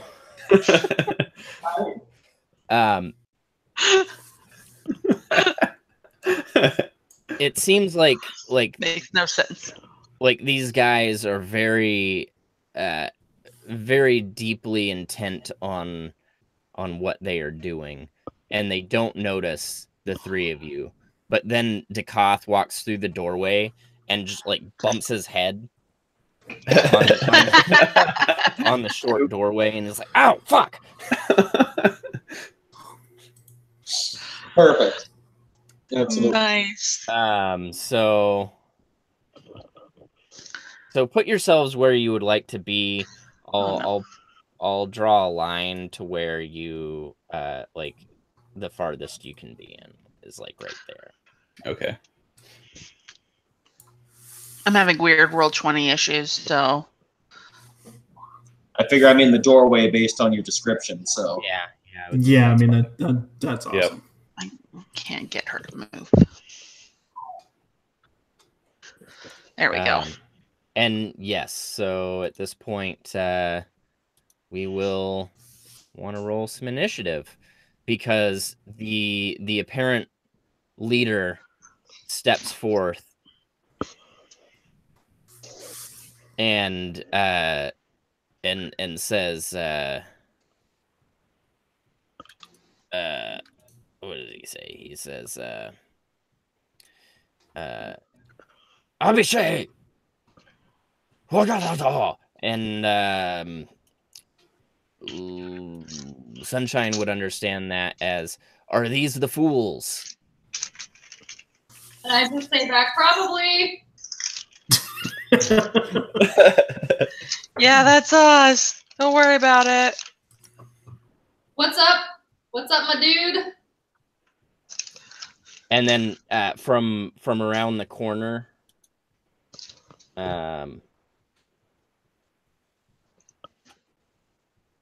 walks a figure that all of you except Marcus recognize. Oh, this fucking asshole. As that fucking asshole that was in the hate mines.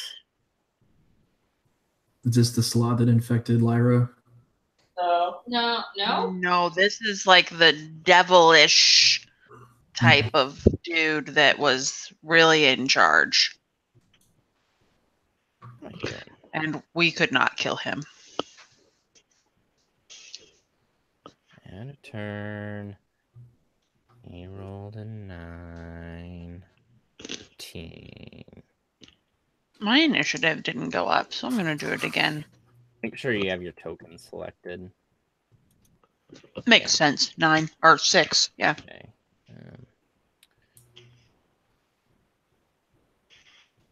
Add a turn for these little fuckers. And they will have a 21. So I have that. And this guy's turn.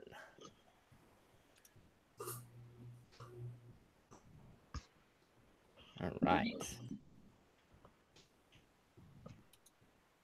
Cool.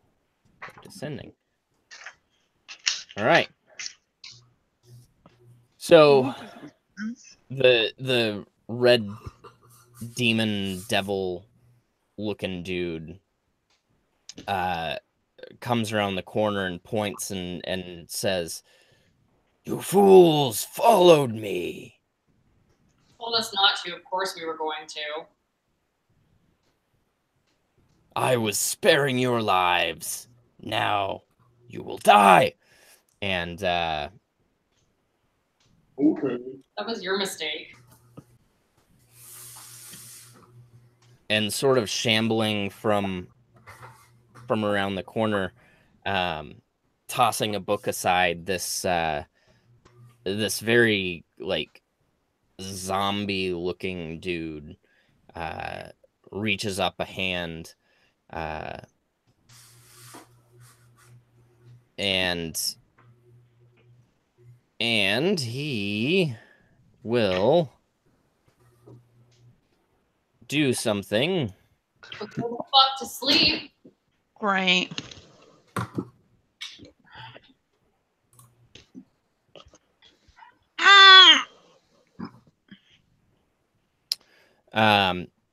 He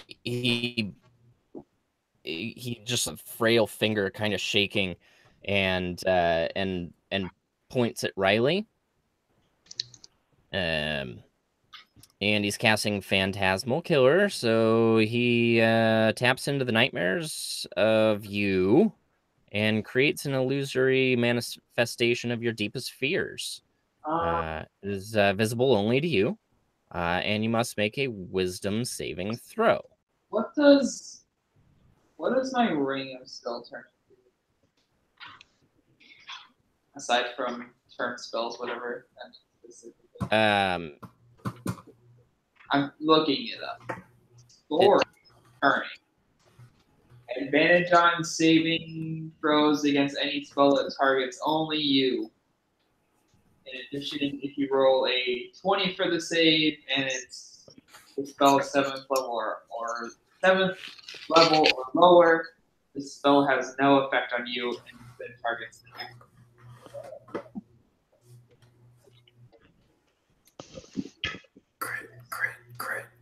Crit. So basically, you have advantage on this. Yeah. So you said wisdom, right? Yes, Wisdom. I'll take it! Oh. Not quite a crit, but Almost. So nothing happens. You feel him trying to get into your mind, but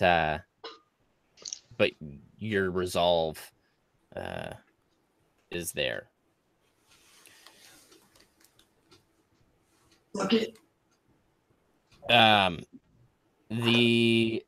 robe dudes that look similar to the ones that had been at the campsite before, they all move in, and they will attack. So one is going to attack Sunshine, pulling out a scimitar and swiping 14 is not going to hit. Nope. One's going to go on to Marcus and go with a crit. Is that one that pulled up next to Marcus? Is that within 10 feet of me now? Yep. Then I'm gonna give attack of opportunity on that bitch. Yep. So he does 13 slashing damage to Marcus.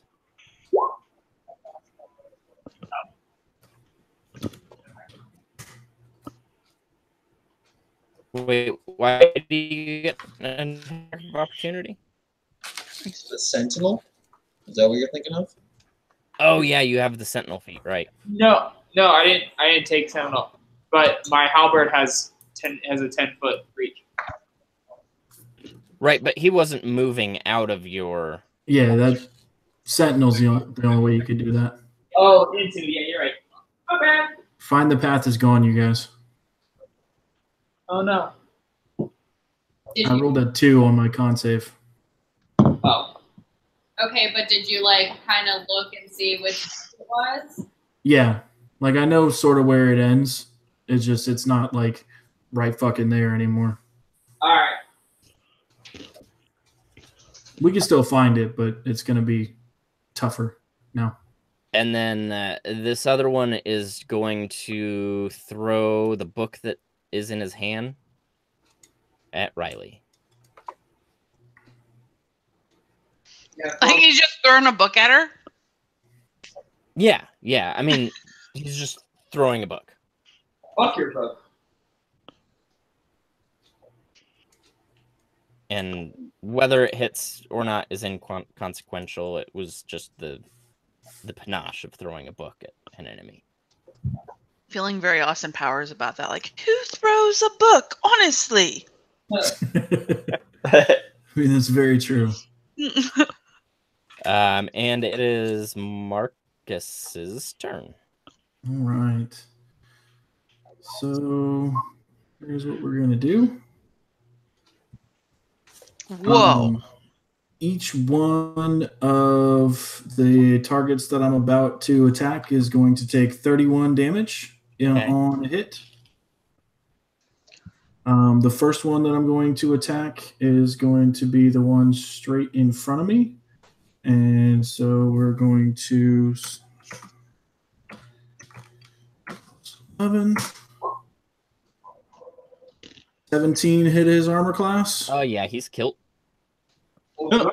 This guy. Oop.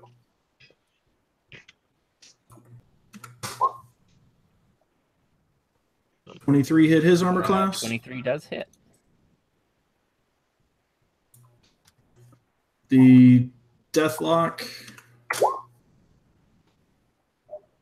29 hit his armor class. Yep. Oh, damn. This guy. 16. Give me a second.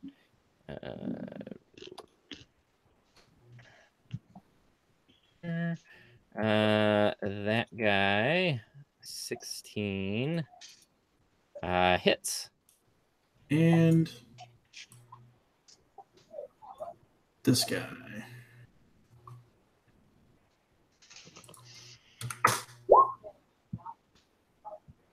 And he is killed. So you've dropped two of the robed figures down.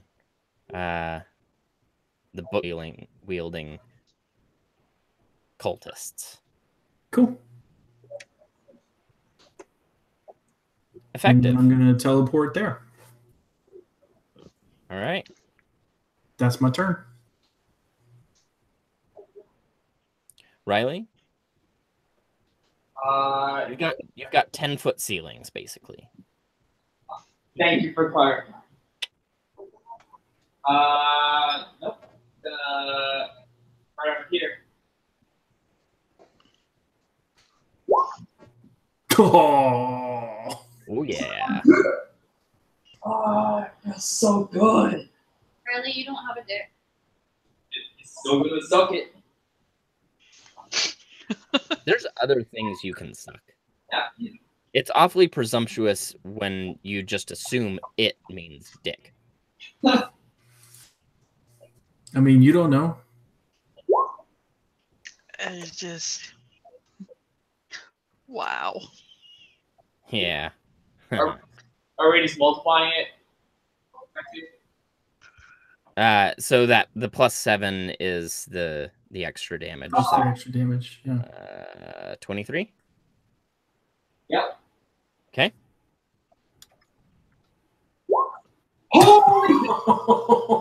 Yum, bro.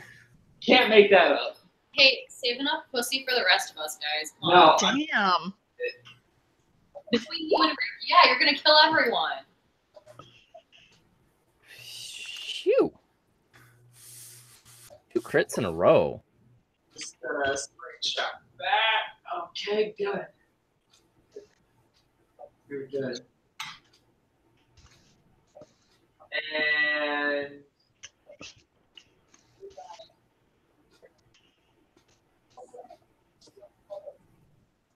wait a second. There's so much else that happens I forgot.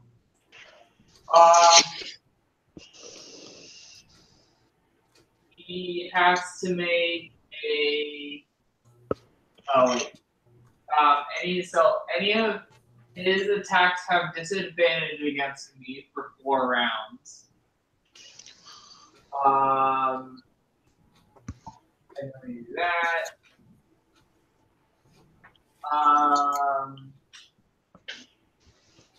He has to make a con save.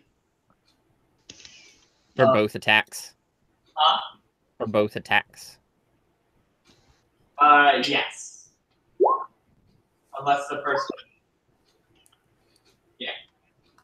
So he had on a failed save, all attacks on the target have advantage for a strength modifier, which is 5 rounds. And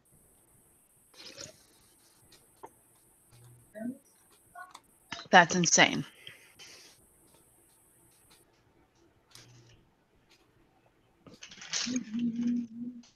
Riley hits really hard, you guys. Yeah. Yeah, she does. oh. And you're With the phlebotomize, any rolls that are 15 or over, he gets an extra 1d8. Huh. Slash R, there we go. And then with the bonus action for polearm, it's an extra 1d. I don't know. I keep up with You're all that. just rolling your little non-dick off, aren't you? No. Lord. And then I think that's the bonus action. Do you get to attack on your move action too? So, not a full-on fighter. I think that is empty. Who's next? Gale of Wind is next. All right, let's see here. I'm gonna do. I'm just gonna try and kick things off with a firebolt, but I'm gonna use a sorcery point to use my meta magic to twin it. So I'm gonna do it twice. Once against this one. Once against this person over here. Twinning. Meta magic's so popular. So let's see here.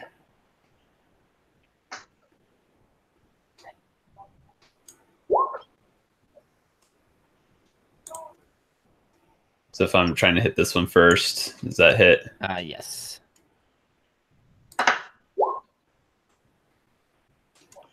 Oh, just a meager 20 damage.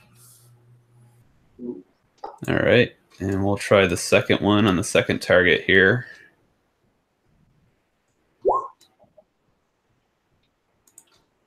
Uh, 21 hits.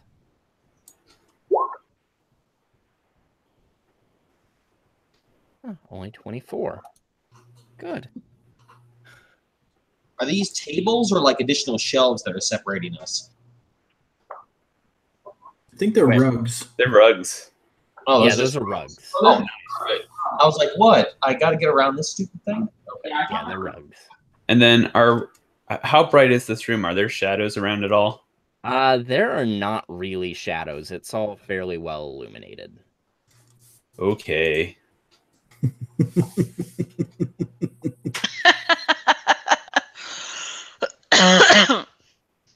Well, I'm just gonna stay put then for now. Fair enough.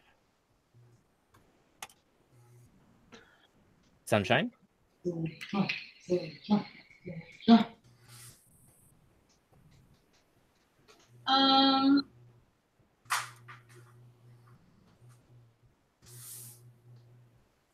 Just a second.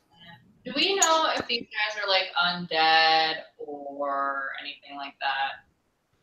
I mean, you're pretty sure at least one of them is undead. Is it the fucky guy, the one that casts that shit ass spell on? Yes, the shit ass fucky guy. Right to it. I mean, he looks pretty undead. Okay, give me just a second. I got some shit here.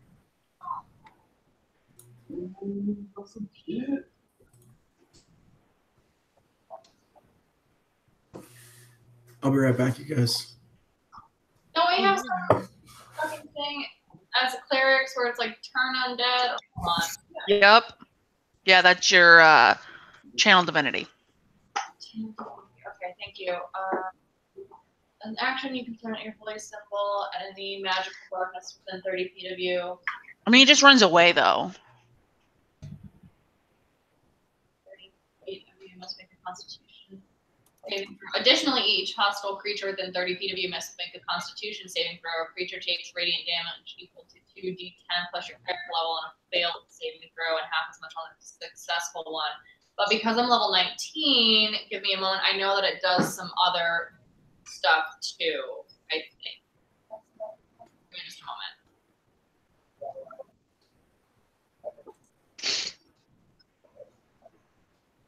Sorry guys, I'm not prepared. I'm the worst. I've literally never used this. I always use my channel divinity to heal. I've never used it either, so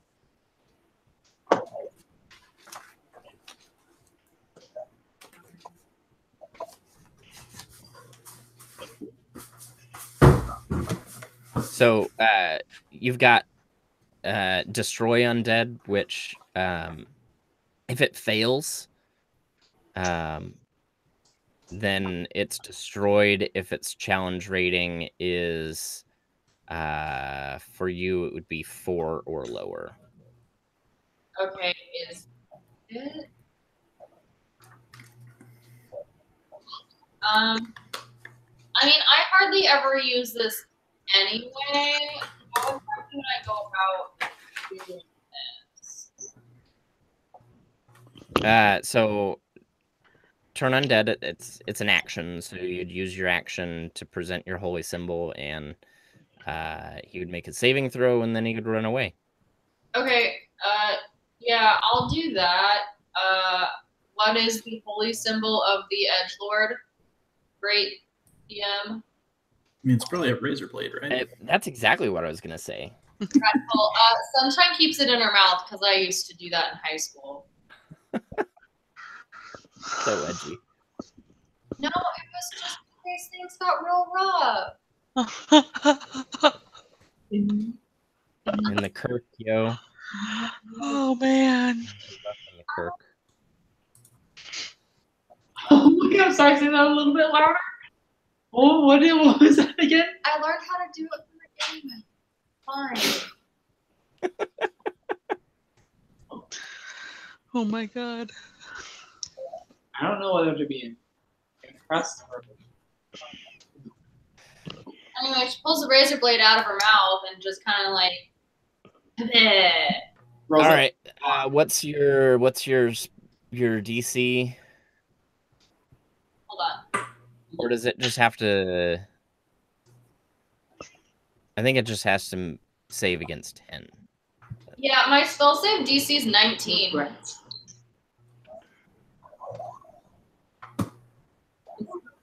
The skill just says they need to make a wisdom saving throw, not against a DC, so that usually just means a 10. What? Yeah. That's so low. No, hold on. That doesn't sound right. That doesn't sound right at all. 19. Hold on. I mean, it would usually say make a wisdom saving throw against your spell save DC. Wow. And as if it doesn't specify, if it just says you need to make a save, the standard is 10. And Rick, you may know better than me, but I've always played that as against the caster's spell save DC. Is it? Yeah. Or else it wouldn't scale at all. Right. Huh. I'm good with that. Though. It's so weird. Yeah. I mean, if it was me, I would say it would be against her spell save DC. Well, it's horribly worded. Yeah. But that's, I mean, it's just I mean, it is up to you ultimately. I'm just. Nope, it is a spell save DC. We're good. So he runs. He is not destroyed though. So he starts booking it down the stairs. That works. And then I'm going to Except it would be on his turn, sorry. not a problem. He has to be like 30 feet away from me. Yeah. I'm gonna move. How long does that last? For a minute. Oh, I don't like that person. I don't like that person at all. Yikes. Okay.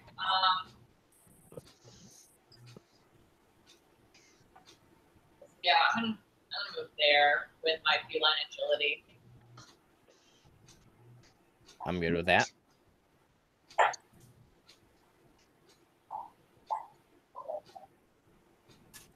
Anything else? I think that's it. Cool. I was doing destroy undead or turn undead. Turn undead and then destroy undead is part of that. That you get to do later, as starting at 5th level. But based on your cleric level and the table, he is not destroyed. Oh yeah. 'Cause, yeah. 17 or lower. For sure. So I'm assuming he's higher than 4. Yes, he is higher than 4. Gross.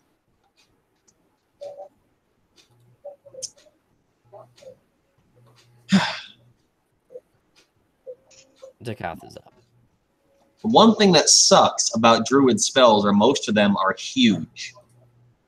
Like everything I've got is like bound to hit other people. So I'm gonna try something that I don't think I've ever actually done in this campaign once. Oh god, use a melee weapon. Attack. Yeah, right? I'm going to use Thorn Whip. So it says I need to make a melee spell attack, and I'm like, what the hell's that supposed to mean? How do we calculate that?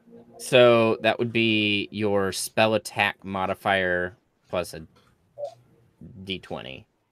So spell attack bonus? Is that what you're talking about? Yeah, spell attack bonus. Okay, so It's your proficiency plus your spell casting skill modifier plus a d20. So d20 plus 14 sound like that'd be about right? Because my spell attack bonus is 14. That's That insane. sounds really high. That's incredibly high. It would It be should your be wisdom plus your proficiency. Your wisdom modifier plus your proficiency would be your. So that'd be 10. So that brings it down a little bit.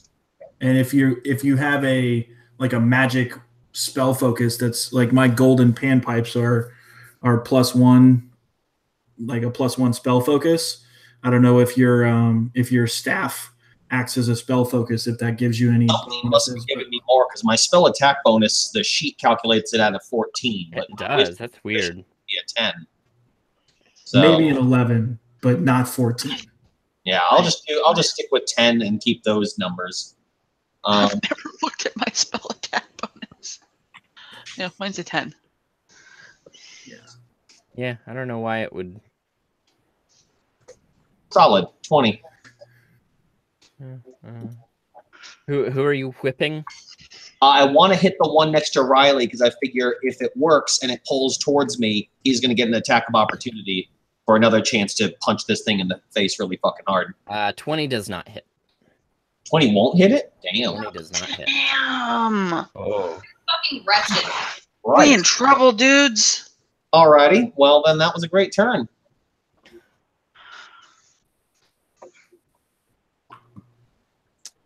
I hate this guy. Yeah, he's awful. That thing is insane. He laughs and looks at Riley. Says, "You're weak." Which wayer? Where? And rude. Okay, Okay, well, we are a couple of rude bitches. Hey, fuck you. Just like stick your middle finger like directly in his face. Up his, But don't, because it's his turn. up his nose. Oh, well, he's probably gonna try and bite you. All right, so everyone make a DC 18 Wisdom saving throw.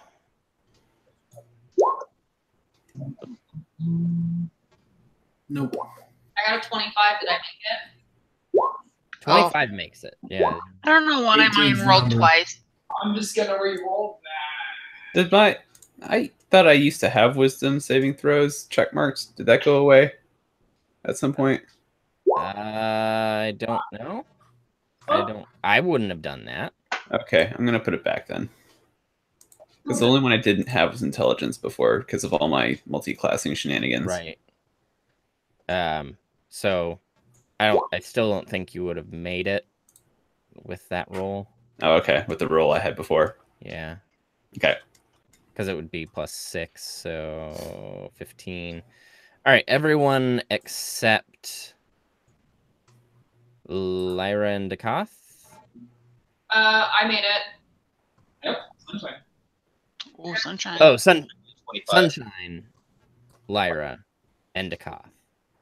You guys are fine. Everyone else is frightened of the big red fiendish devil.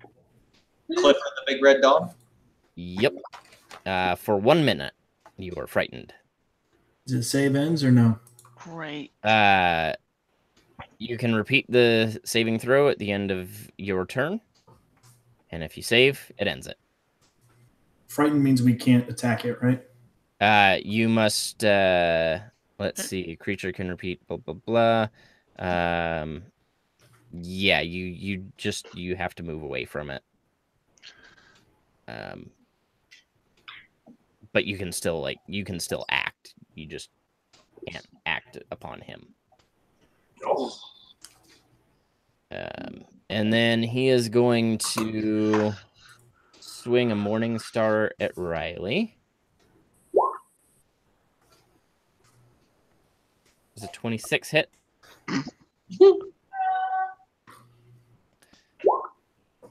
Dealing 12. He has disadvantage. Oh, he has disadvantage. Yeah, because of my cloak.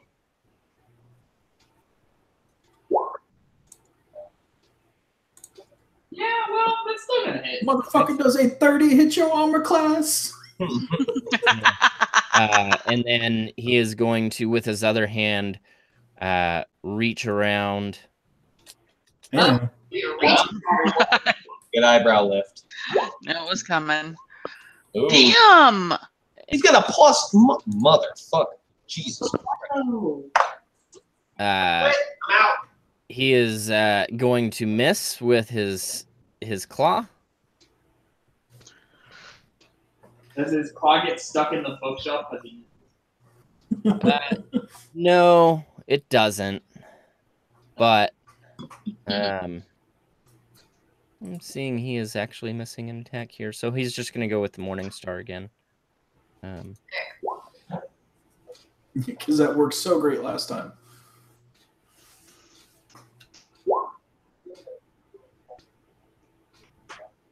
$28, sure, yeah, that'll hit. For 14.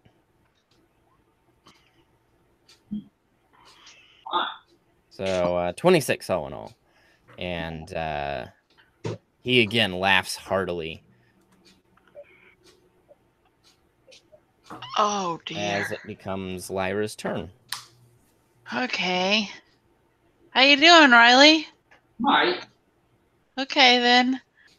I'm gonna run up on this stupid dude. I hate him so much. Don't forget you have advantage. Oh yeah. Well, bonus action, I'm gonna cast Spiritual Weapon at level 4. Oh. Sure. A 22 hits. Yes. Hell yeah.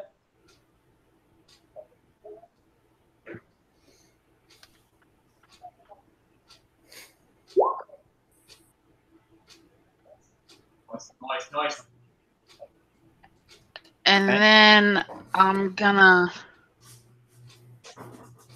go ahead and hit him with my Holy Avenger, which I had to Google things because I don't know all the words for D&D. But I think this guy's a fiend, right? He is a fiend. Yes. So I will do extra damage to him if I hit him. And if this will click. Got advantage. That's it. I have advantage. Crap. You don't even need. It's fine. You hit. Roll again, just in case it's crit. Oh, that's true. Not quite, but Not quite a crit. 29 hits. So I'm gonna dump some smite into it, which I'm still learning about, but sure. Mine all over this bitch. And also there's so many things that are super confusing. Hold on. So with my Holy Avenger, when you hit a fiend or undead with it, that creature takes an extra 2d10 radiant damage. So that's good. That's fucking great. 2d10. Is that right? How do I roll that? You did it. Oh yeah. And then That's excellent. the smite also does more damage if it's but I have to learn smite. Hold on just a second. Because I've never done this before. Nope. I'm Divine Smite. Second level. Then you can spend a spell slot to deal radiant damage to the target. The target takes 2d8. Blah blah blah. The damage increases by 1d8 if the target is undead or fiend. So 3d8. Okay. 3d8. And that's one smite. I only get 2 of those bad boys. So whack him real hard. Yeah, I mean, he did not whacked like him that. almost as hard as Riley. He is looking unfortunate. Only because I'm a cleric and he's a bad guy. It is bad guy. It's bad guy. And I'm just going to stay right there because if I don't, he'll probably attack me. Okay. So the apparent leader now is cloaked in red robes and appears to have like this porcelain mask on over its face. And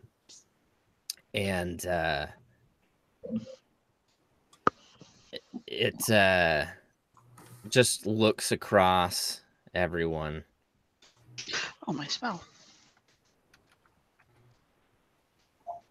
And just kind of lifts a hand, and as it lifts the hand, what you notice is it's just this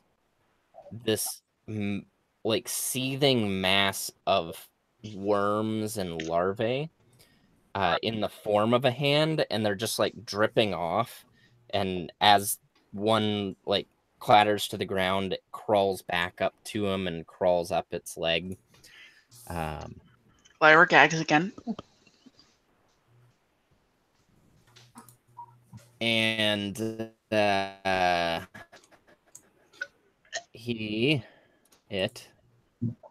thing will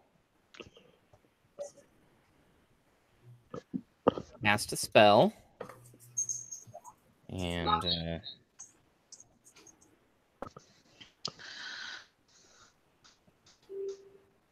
60-foot radius, so it's gonna be everything in this room, I'm pretty sure. Is it insect plague? Because I'm gonna be real mad. Oh, come on. Yeah, so it'll be everyone in this room. Neat. Oh, I don't like that. That doesn't look like bugs. That doesn't look fun at all. Oh no. What's Nope. happening? What? Bad. Oh no. No. Stuff No, gets no. bigger, guys. No. Oh, it's got faces in it. It keeps That's not growing. creepy at all. You're a scary guy, Mike. I know. Oh, that's a lot of dice. Oh, fuck me. So everyone must make a DC 16 Constitution save. Okay.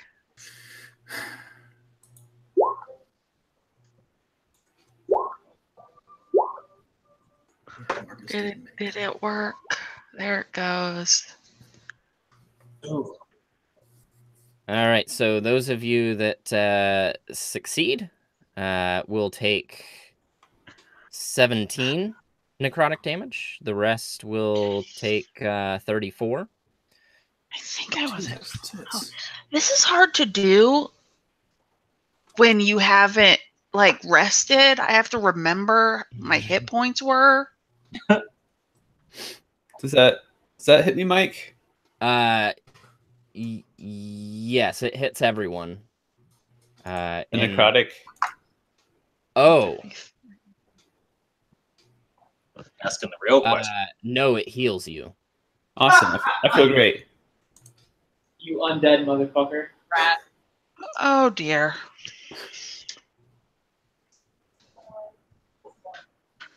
I turned to Sunshine and I'm like, if anything happens to Gale, I think you have to heal him because I don't have necrotic.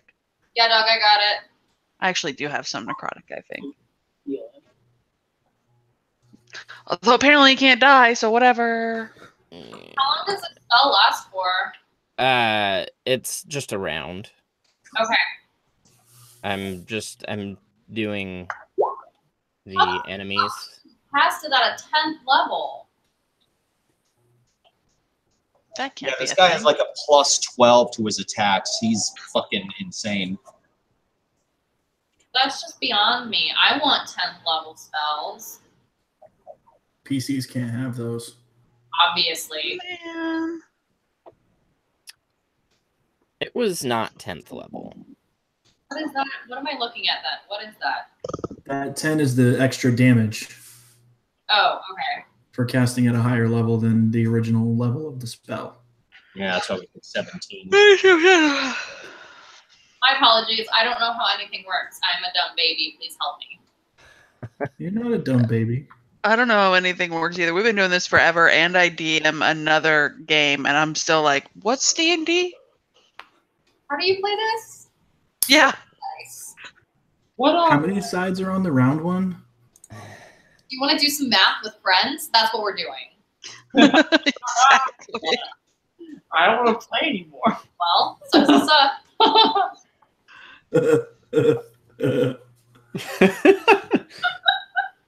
And then as he brings his arm back, he says in words that only Sunshine would be able to hear, although is comprehend languages Concentration. Make your con save. Oh, me? Yeah. Yup. I don't know how anything works. I've never made it. Never done a concentration spell. Oh god, Is it? It's just Constitution. Yeah, you just click on your Constitution score. Am I doing a save or just a regular roll? It's a Constitution save. It's a save. Yeah. No. Okay, so you do not understand what he says, but he sounds angry. The undead-looking motherfucker Who should be running from me? is going to be, well, it looks like he is running this ways. Oh, you said down the stairs. This away. Well, the problem is he has to run towards you to get to the stairs. Okay, yeah, that definitely makes sense. So he has to actually like run right at Dakoth and Gale. Attacks of opportunity. Dying. It only works when they go away. I was gonna say if he runs past them. Right. So turn undead does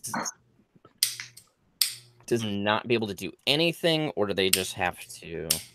Hold on. They have to use all of their movement, including a dash, to run away from you. I'm pretty sure. Hold on. I'm looking it up right now. Creature fails to save its turn for 1 minute. Damage. Turn creature must spend its turn trying to move as far away from you as it can, and it can't willingly move to a space within 30 feet of you. Can't take reactions for its action. It can only use use dash or dash. try and escape. Okay, so then I mean, he's not going to be able to get through Dakoth, so he will just stay here. And then does he get to save again from that, or is it just 1 minute? It's just 1 minute. Or until he takes damage. Or until it takes damage. Okay. All right. Well, he didn't take damage, so he's good. All right, that's his turn, and it's Marcus's turn.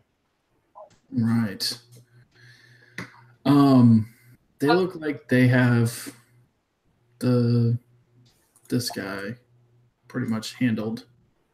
Well, I'm about to have to run away from him. Yeah, because remember they. Oh yeah, and I'm frightened from him. I'm scared. Are you also frightened from him? I am frightened. Can I move through Dakoth? I can move through Dakoth. Yeah, you can get through Dakoth. All right, and now I can't see him anymore, so I don't have disadvantage because he's not in my line of sight. So, I'm gonna cast Fireball back here, but I'm going to make it careful because I really want to get this guy and this guy in it. But I know in order to do that, I'm going to have to catch, a couple of my allies, but I can exclude up to 5 of them. So You can exclude up to 5 allies. You can exclude people from fireball damage? sorcerer careful spell. Oh, okay, it's a sorcerer thing. I was gonna say, I'm like, motherfucker, I'm over here whipping vines around. Educate a motherfucker. You have to be a sorcerer to do it. Well, I use druid version. It means I stick a fireball in a mouse's mouth, and then I throw the mouse. Fuck, how big is that? It's a 30-foot radius, or it's a 20-foot radius. Jesus. Holy shit. Yeah, we about to. Can I get all 3 of them? Oh. I mean, yeah. Yeah. Okay. Well then, let's get all 3 of them. I guess I'm a little worried about the books, but this will be good. The books are magic. They're fine. We'll find out. That we did. The entire room You goes up in remember very flames. specifically there was a lack of Lack magic. of magic. Absence. There is not. Yeah, you want to maybe All like right. mind? That said, where your line pointed to, I think that shelf is technically out of range. Whether you play DC that or not. 19 dexterity save, 47 on a fail, 20, 24 on a save. So, do we all need to make dex saves? No, I excluded you. Okay. Appreciate that. Dex. It's a nice thing to do. And Dex. You bitch. All right, so Does a push mean you save? it doesn't matter. He does not seem to be affected by fire whatsoever. Okay. But the other two, Some bitch is immune to fire. The other Yeah. two definitely take 47 fire damage. Yeah. Yeah. Yeah.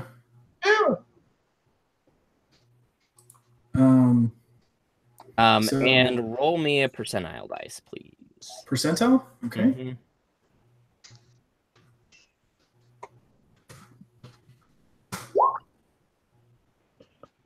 Oh god. 88. Oh god. The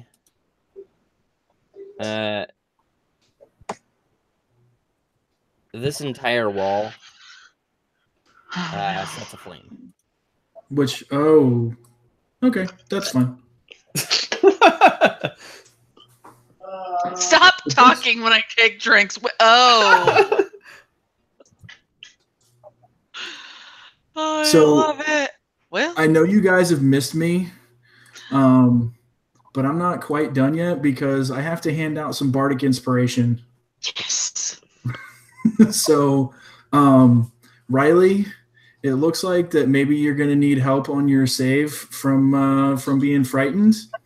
So I have a song about killing a beast for you. Hi.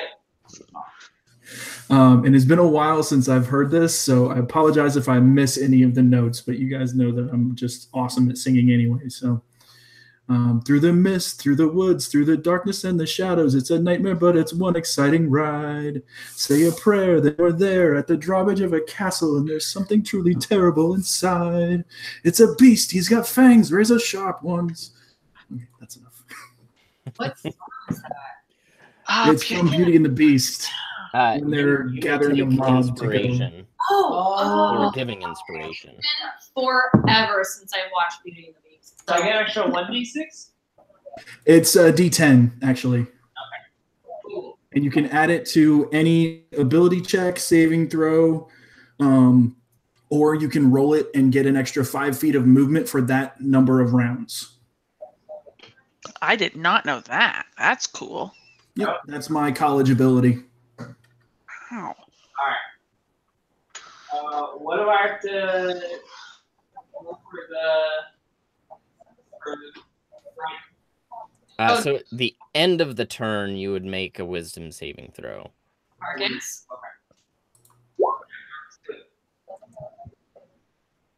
And I am still frightened Still of frightened. the Abishai, but I can't see him, so that's good.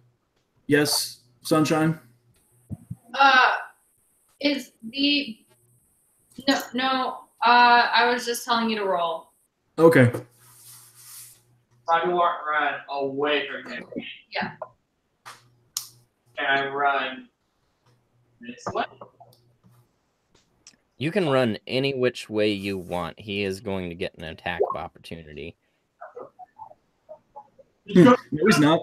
And he is going to the chain of his morning star is going to snap. Oh shit! Yeah. Because he was swinging with all his might, and then it just hits the ground and ping, ping, ping, ping, ping. As I run away, can I kick the morning star ball farther? Sure. It's covered in poison. You take 26 damage. Oh, fuck. Just get stuck in her shoe.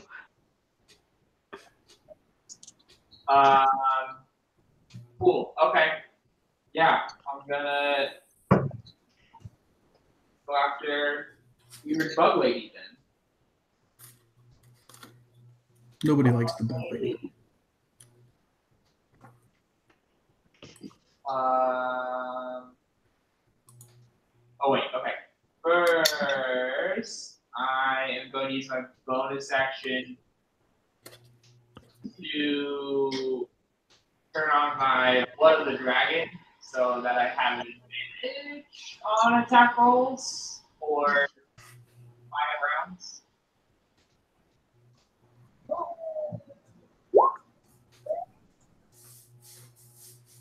$21. It does.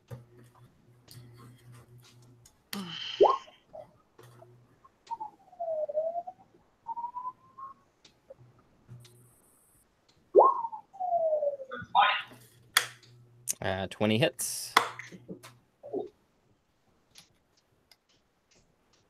Yeah. Bam. All right, cool. So those were both. And I actually went back in red.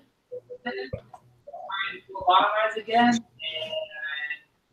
still D8, but at 13th level, it goes up to a bonus damage of 2 D8. So.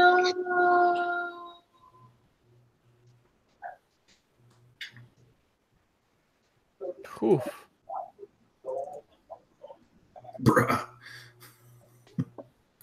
So when they bleed, do they just bleed like maggots and larvae? Is it like an Oogie Boogie situation? It is totally an Oogie Boogie situation. Rad. So I have ripped open their sack body, Yes. their bug sack. I hate that. That.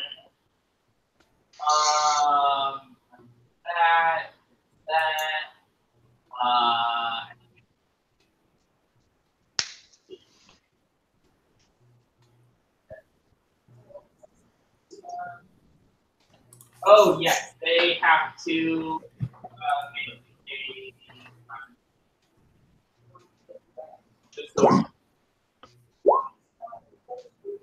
Oh, okay, they win.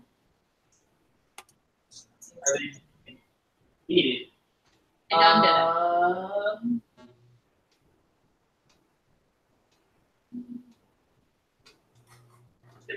That's it. That's all, folks. All right. At the end of your turn, it's just like dripping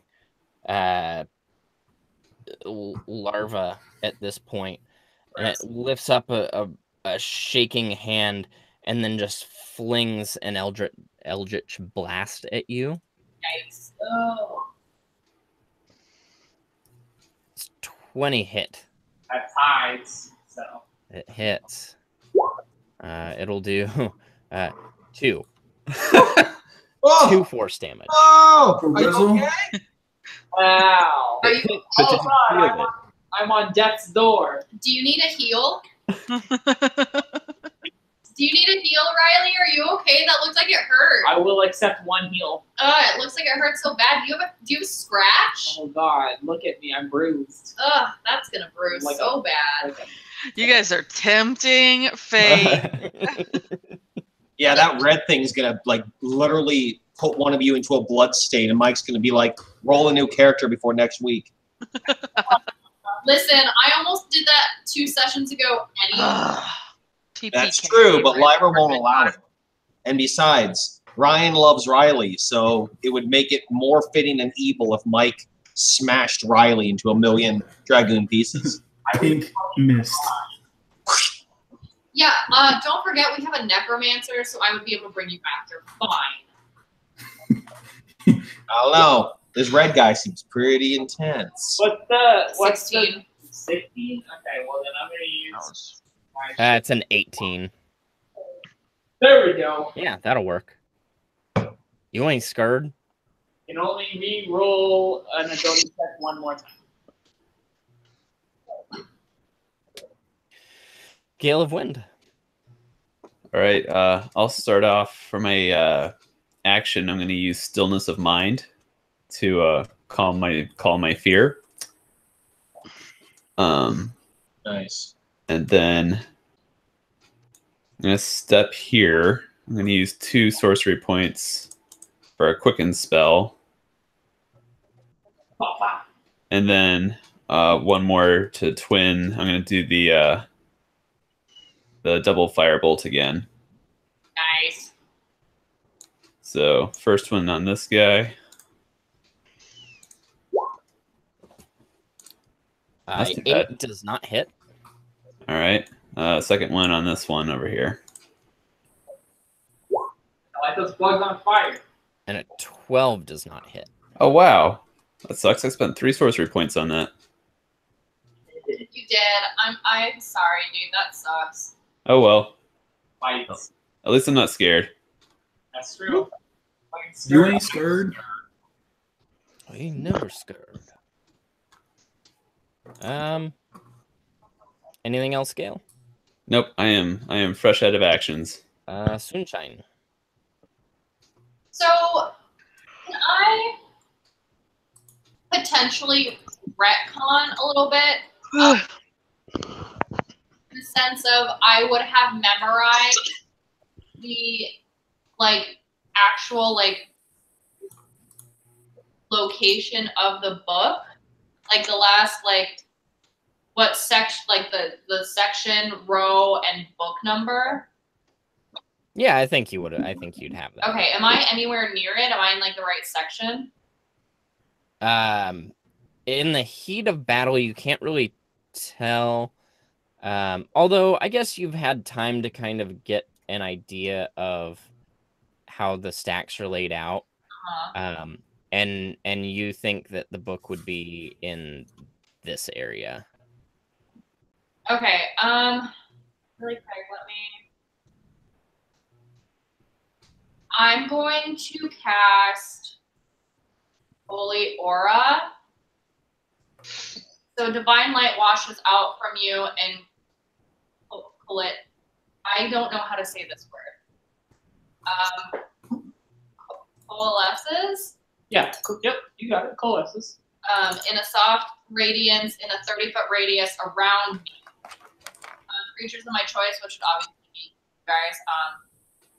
In that radius, when I cast that spell, shed dim light in a 5-foot radius and have advantage on all saving throws, and other creatures have disadvantage on attack rolls against them until the spell ends. In addition, when a fiend or an undead hits an affected creature with a melee attack, the aura flashes with brilliant light. The attacker must succeed on a Constitution saving throw or be blinded until the spell ends. And the spell is concentration for up to 1 minute. And I kind of want to move, here.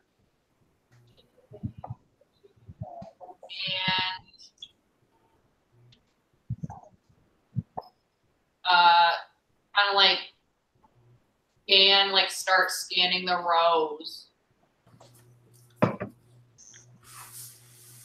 Okay. So yeah, you will scan them rows. Because you said they're 10. I'm assuming it's top to bottom. Yeah. There's 6 shelves. Each a foot high. So probably not something you can do. You probably can't find it in this round. Right. No, because the spell that I cast is a concentration spell. I'm literally just kind of scanning it really fast, trying to pay attention, but also making sure that what I'm mostly focusing on is the concentration spell. Okay. So it wouldn't be oh gosh, what did I say? It was up to a minute. Let me actually cast that really quick so I have that up there.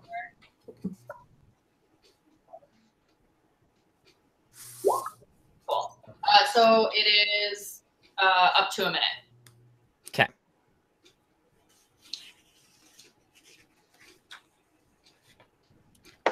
All right, then Dakath.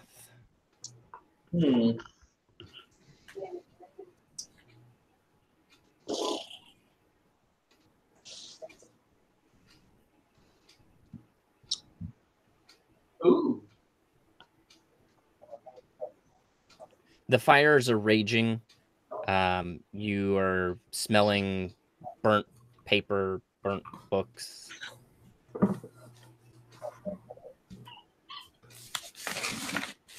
It's getting nice and toasty.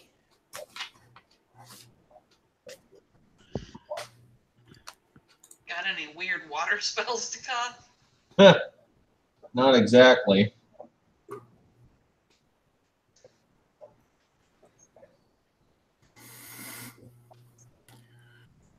Yeah, and like I said, every goddamn spell I have would hit people.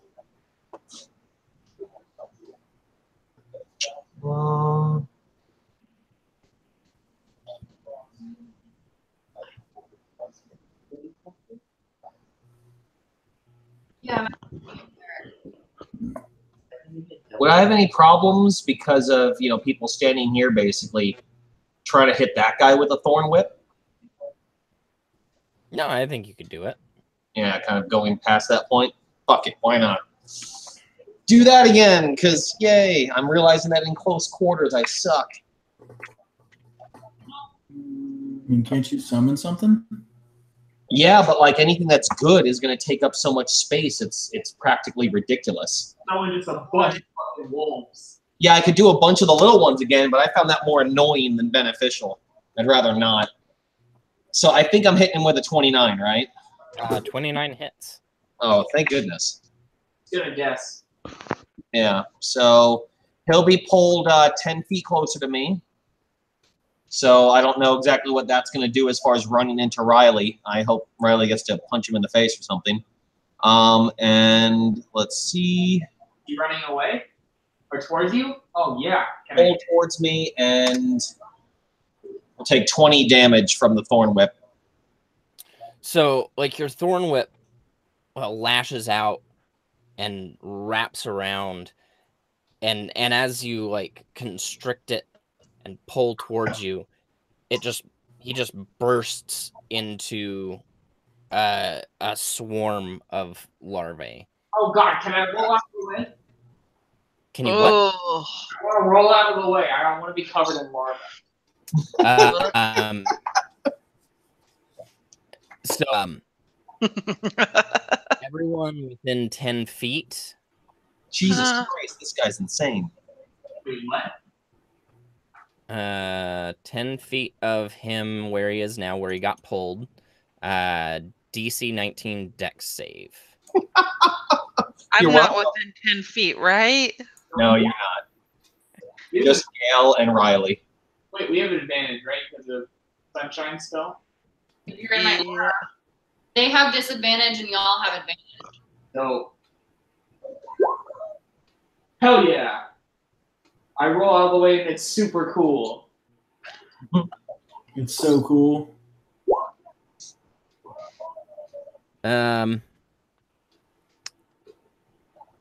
Oh God, Maggie can hardly handle even reading that.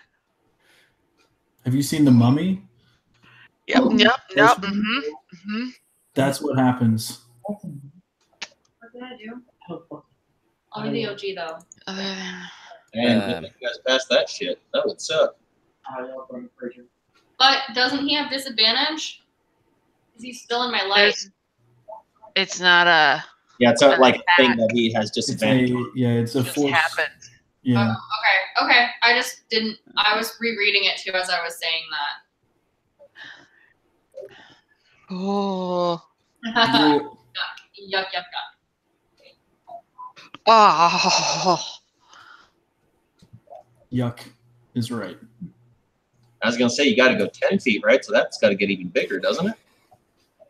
It does, yeah.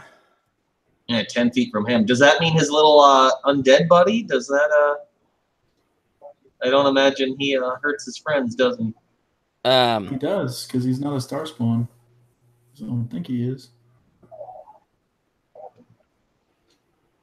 I apparently can't get this centered because it is not a drawing. And we're making a mess of this room. I feel like the librarian's going to be really upset. Fuck that dude. He's 4,000 years old. Hopefully we can just get out of here. So the little larvae just continue to swarm there, and So Gail got out of the way too, right? Yeah, you rolled well enough, Gail. Was the dexterity save as if they rolled out of the way, kind of like how Riley moved, or? No, it doesn't. It doesn't actually move you. You just kind of shake them off. But if you Hey Gail, though I do suggest when it is your turn next, you get out of my radius because you are undead. You would have disadvantage. Is he still alive, or did he burst into that? He Like, burst did you into really- that. He is no Okay. longer alive, and Damn. there's just now a swarm of these things. Oh, that's cool. Sweet. Super sweet. Gross. Oh, we'll be So okay. fucking gross. And I realize those are consenticles, but you know. No, I don't think anybody is worried about that. Consenticles. Oh goodness. That's it for me though. All right. Oh, good. It's just me here next to this guy. Then All alone. your best friend, without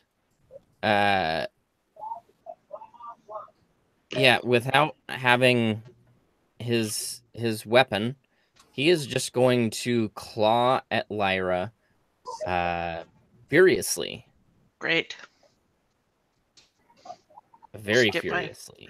Get my calculator out here. And it's gonna go 1, 2, 3. First one and last one hit. Second one misses. And does he have disadvantage for any reason? Only if that thing within range. I think. Am I in the aura for sunshine? Because Yeah. then he would have disadvantage. Okay. According to what she said. Yes, both of you are in the aura. So he would have disadvantage on those rolls. Okay. So the first attack is gonna miss.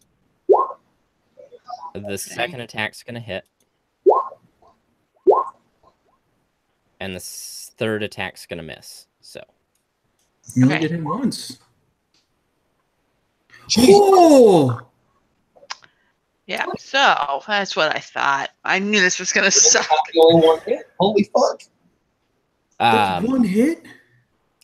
yes. So as his claw digs into you, you feel the burning fires of hell just sear your skin for 66 Fuck damage. me.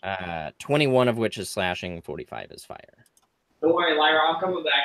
Hey, Lyra, maybe get away from Oh. Fuck this guy. I'm hitting him. If I get away from him, he gets an attack of opportunity on me. And if he does that again, You have advantage, so that's nice. Yeah.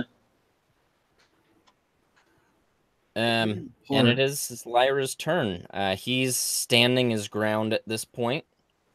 And yeah.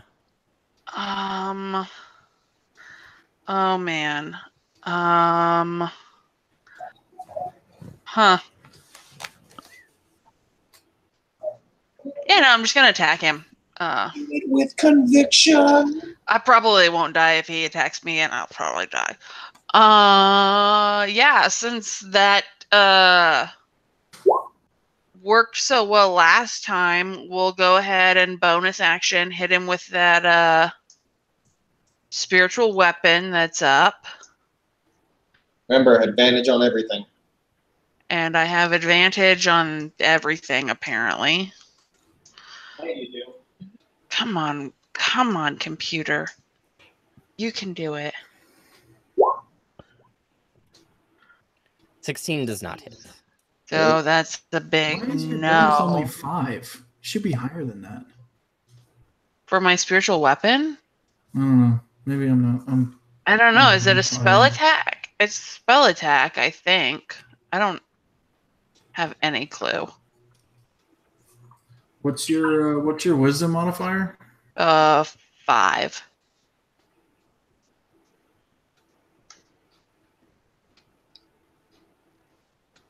Yeah, it should be +10 instead of +5 because your proficiency bonus should be in there too. Oh no. Make a melee spell attack. Yeah, It has their proficiency. it just doesn't have her Wisdom. wisdom in there. Yeah, It wouldn't have been enough anyway. 21's not enough. 21's not enough. All right, well, never mind then. Well, That'll help you whatever. out. Fix that later. I'm also gonna swing at him with the Holy Avenger again with advantage and hope that I don't miss. Nope, you miss him. 21 is not going to do it. I'm gonna spend my luck point then and roll that again. Cause fuck this guy. But that's not an advantage. Right? That wouldn't be an advantage. It's just another D20. Doesn't the luck mechanic, isn't it kind of like it's as if it's like a mulligan, so wouldn't you still get all attributes? I think you'd get to roll at advantage again. I'm going to Okay. say you can. Sure. I'm gonna one more time. Fuck, I hate him. 30. 30 will do it. So all of the things again. Smite, last smite, because he's probably gonna kill me next. Last smite. So let's do damage. And then smite is 3d8 plus this thing does an extra something. 2d10, I thought you said last time. Yeah. God, at least you're hitting him hard while you're hitting him. Yeah. Okay, so slash r space 2d10. And then slash r space 3d8.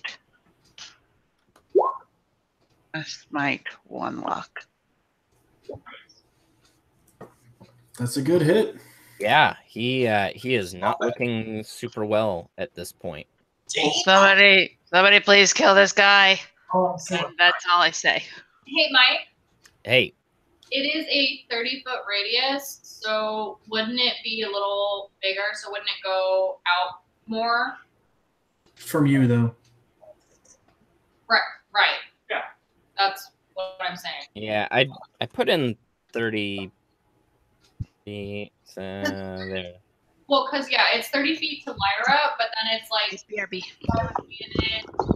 I don't know. The mechanics on it are a little weird. I think maybe just because of my location, but like he would be in it, like this whole guy. Yeah, no, I'm fine with that. That's cool. Yeah, and It's weird. yeah. So Yeah, the bottom line is Marcus and I are the only ones not in it, so I think you're fine otherwise. yeah, I just to double check with that too.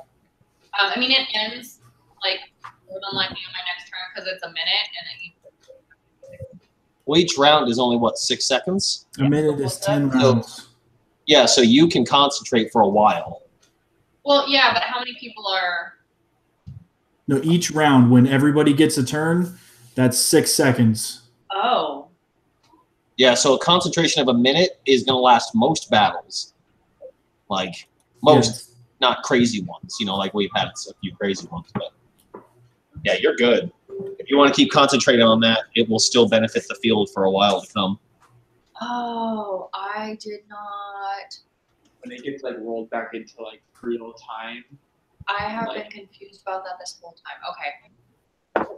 Y'all, my bad. I thought each turn was 6 seconds, and so like it would be Well, like yeah, each person. yeah. That's Each round. Okay.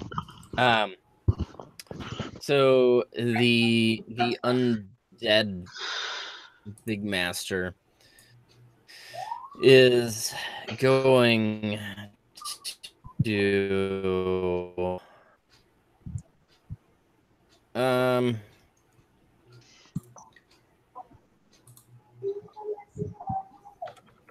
is going to just Fuck off.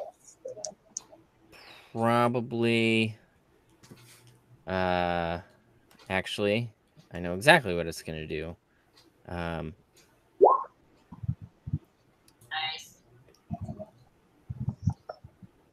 So it creates this cube. Oh no. It's just fairy fire, but it's probably gonna be on you, so that dude can like pummel your ass or something. Yeah, have advantage. Well, it should. I wonder if it cancels out and at least gets rid of Yep. It like cancels. disadvantage or something.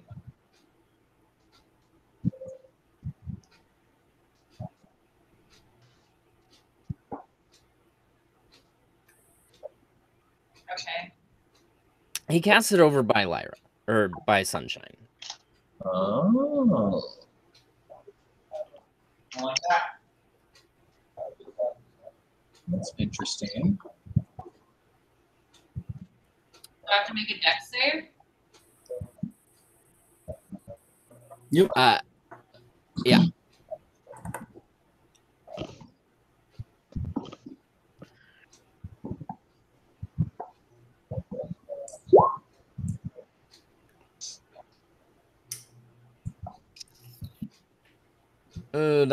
That'll save. Okay, so what does that mean? I don't understand fairy fire, so why I stopped using it. Well, it doesn't mean anything because you saved. So. Okay, cool. I didn't. Yeah, you're good. But what you do notice is a particular book lights up in a dim light. Uh-oh. Okay. Brad? Oh, he might have just done your work for you. Yep. Marcus, fucking end it. And it is Marcus's turn. Okay.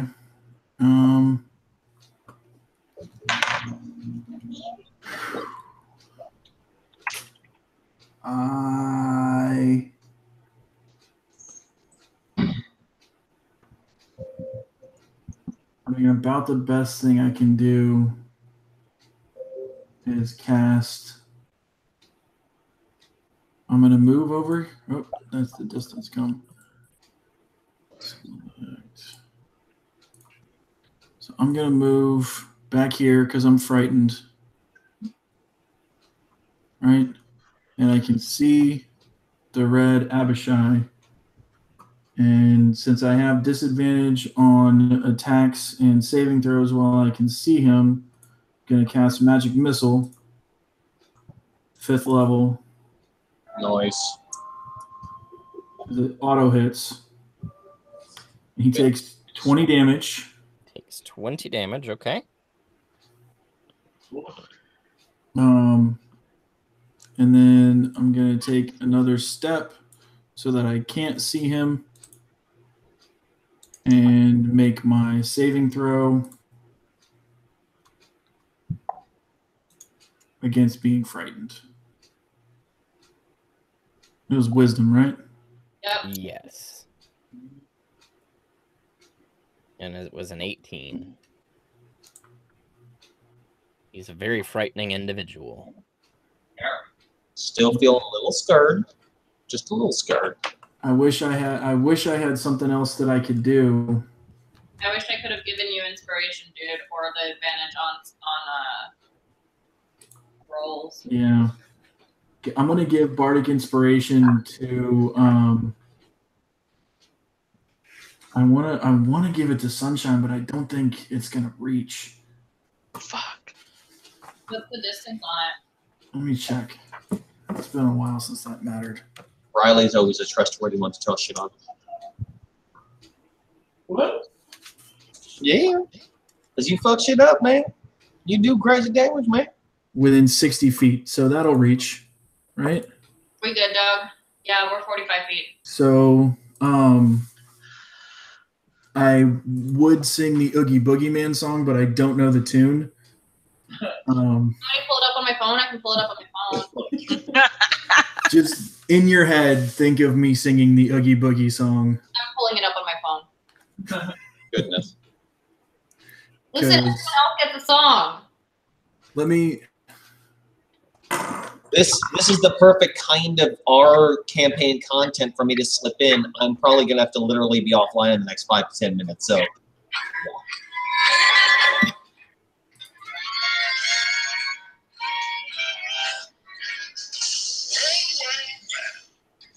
What have we here?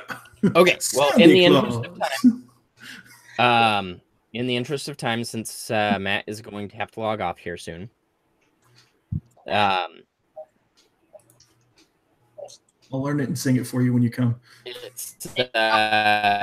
It's pretty clear you guys defeating these guys.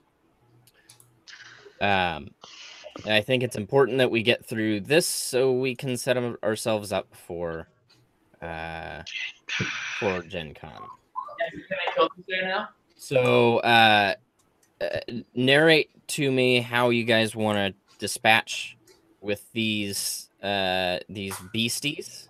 Oh, I want to lop his fucking head off. The undead guy? Because I think Lyra should get to take down that red dude. Yeah. Yeah, for sure. I think Lyra and I should both get in. I But mean, it I'm can, into it. Really fucking hate that guy. If I could just. Boondock Saints style. Yeah. We've been fucking after him. Nice. And I'm gonna try and throw a gust of wind at that those burning books to put it out. There you go. I was gonna say I was gonna throw out a wind wall if it came down to that too. Fucking Lyra and I just in nomine patri, and just like you go low, I'll go high. Yes. The spirit is Sanctus, motherfucker. Obviously, I grabbed the book. Obvi.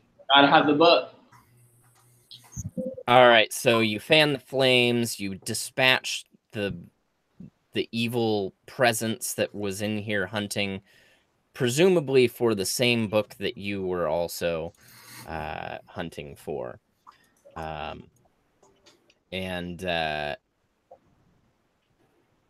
I will copy this link to you. And as you comb over the book, it's mostly nonsense until you get to one page. And this is the page. Oh, this is sweet.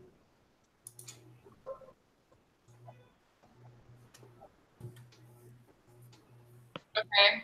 I'm wrong. Are you sure about that? I am not sure about that.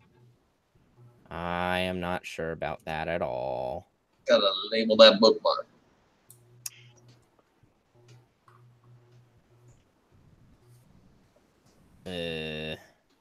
Hold on.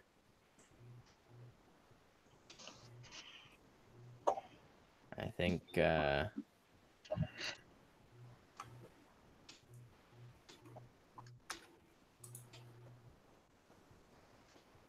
oh no, it reset. Oh no. No way. Wisdom of the Ages is gone.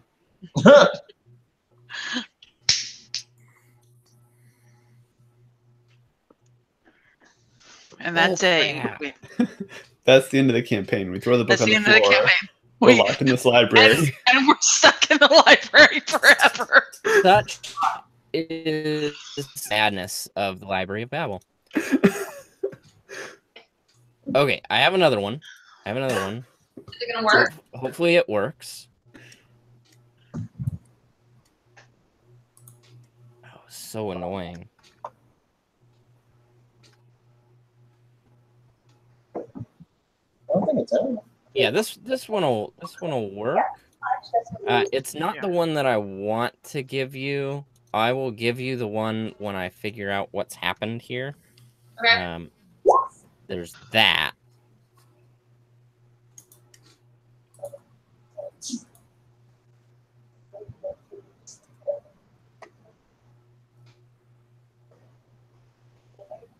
Those of the gallows tree cried. Oh shit. We got his name. No one say his name 3 times because you will summon him, and if I know anything from horror movies, you don't read the Latin. Do not read his name out loud 3 times. He is like Beetlejuice. Beetlejuice. I'm just thinking of Community now. But we got that. That's awesome. Sweet. Also, just so everyone remembers, Polar Master does give me opportunity attacks when they enter my reach. What? Oh yeah, Polar Mastered. Yeah. I forgot That about is that part of Polar Master. that is some Beetlejuice shit. Sorry, I just finished reading that. Beetlejuice, Beetlejuice, Beetlejuice. Yeah. Ow, that sucked. I don't know what this means or where we go from here. But given the state of things, I think we should probably take a nap before we do it.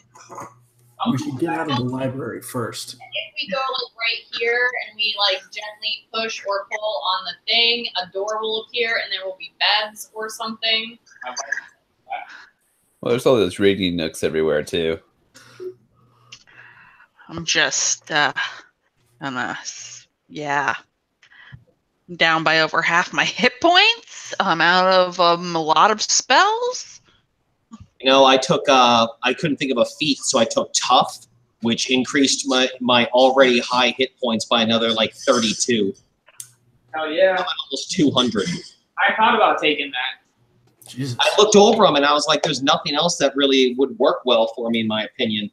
But I continue to learn every time I play D&D that I just never seem to do a lot of damage. So I think I'm doing something wrong. You have some pretty high level spells you could use. I have high level spells, but even when I've thrown those down, I'll go throw a fireball at a higher level and get like 20 some odd damage. I think that's just my curse with dice, though. It doesn't transfer to digital. Can't you cast Blight? Isn't that a druid thing? I don't think I have Blight, no. I have Blade. I say I have Blight. Yeah, no, I don't have Blight in any of my spell list. Really? Are we, because we don't know how time passes in the plane that we're in, can I just cast a mass cure wounds like on everyone who needs it? Okay. How many hit points do we get back? 26? Is that how that works?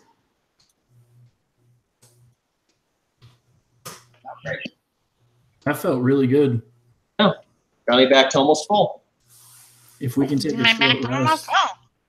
I mean, I'm not like opposed to a short rest, but legit, if we're going into some shit at Gen Con, I'm running low on some of my stuff.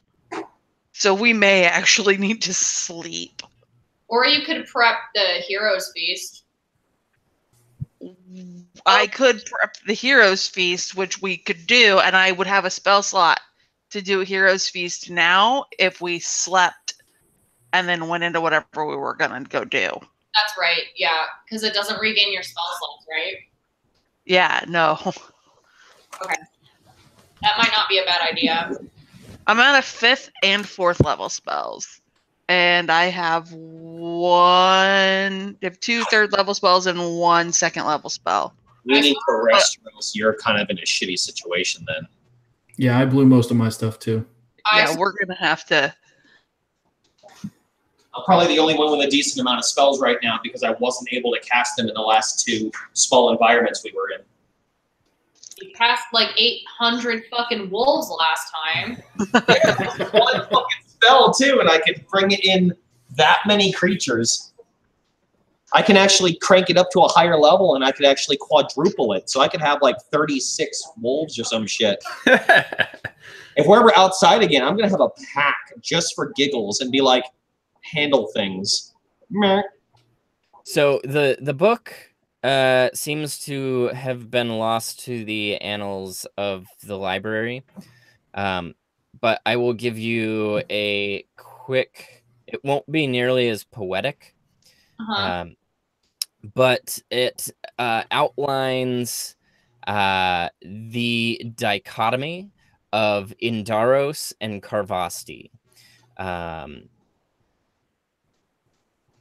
The gallows tree and the pineal tree. They lie on opposite poles of the same plane. And with one can only be the other. which tells you basically that the pineal tree would be the soul tree in Windermere. And it is anchored on opposite ends of the world with the gallows tree. Oh, wow. Where one holds the souls, the other holds the bodies.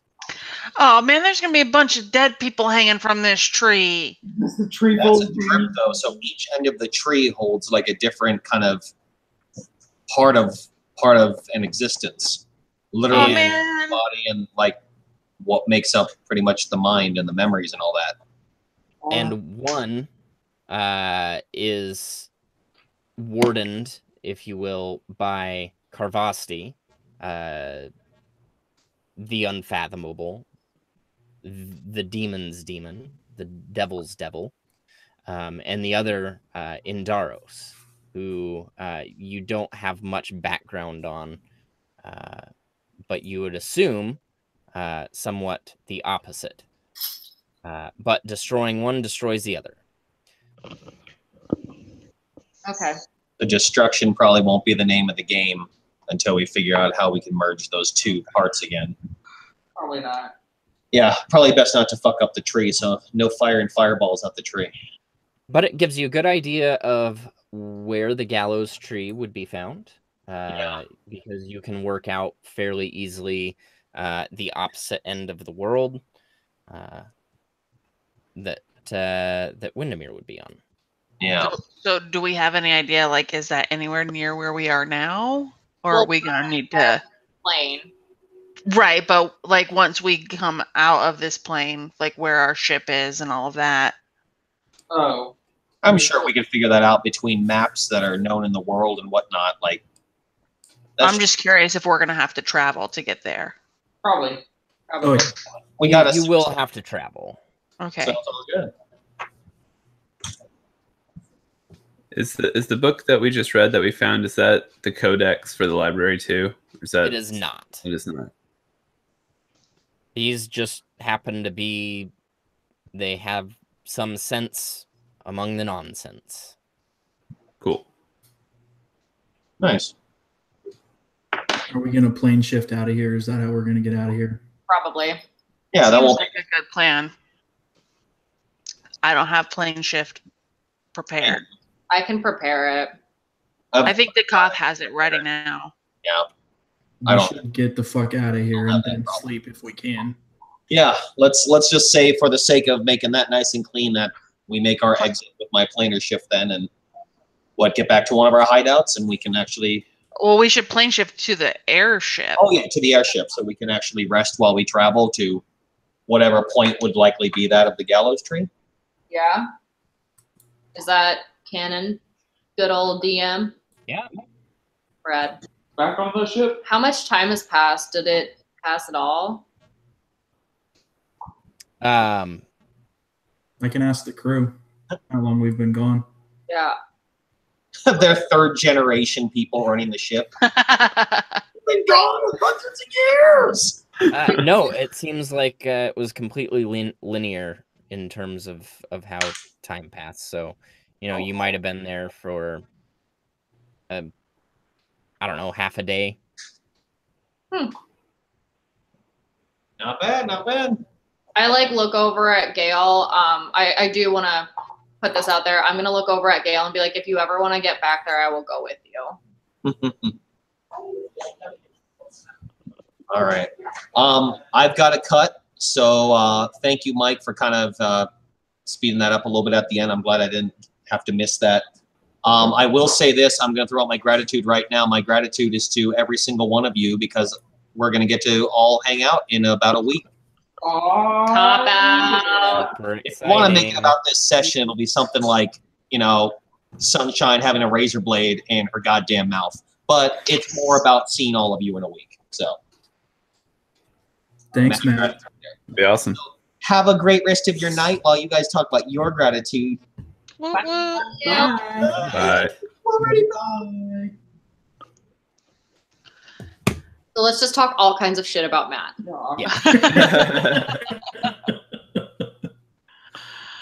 Oh man. Oh, what's my gratitude? I know, I'm like thinking the same thing.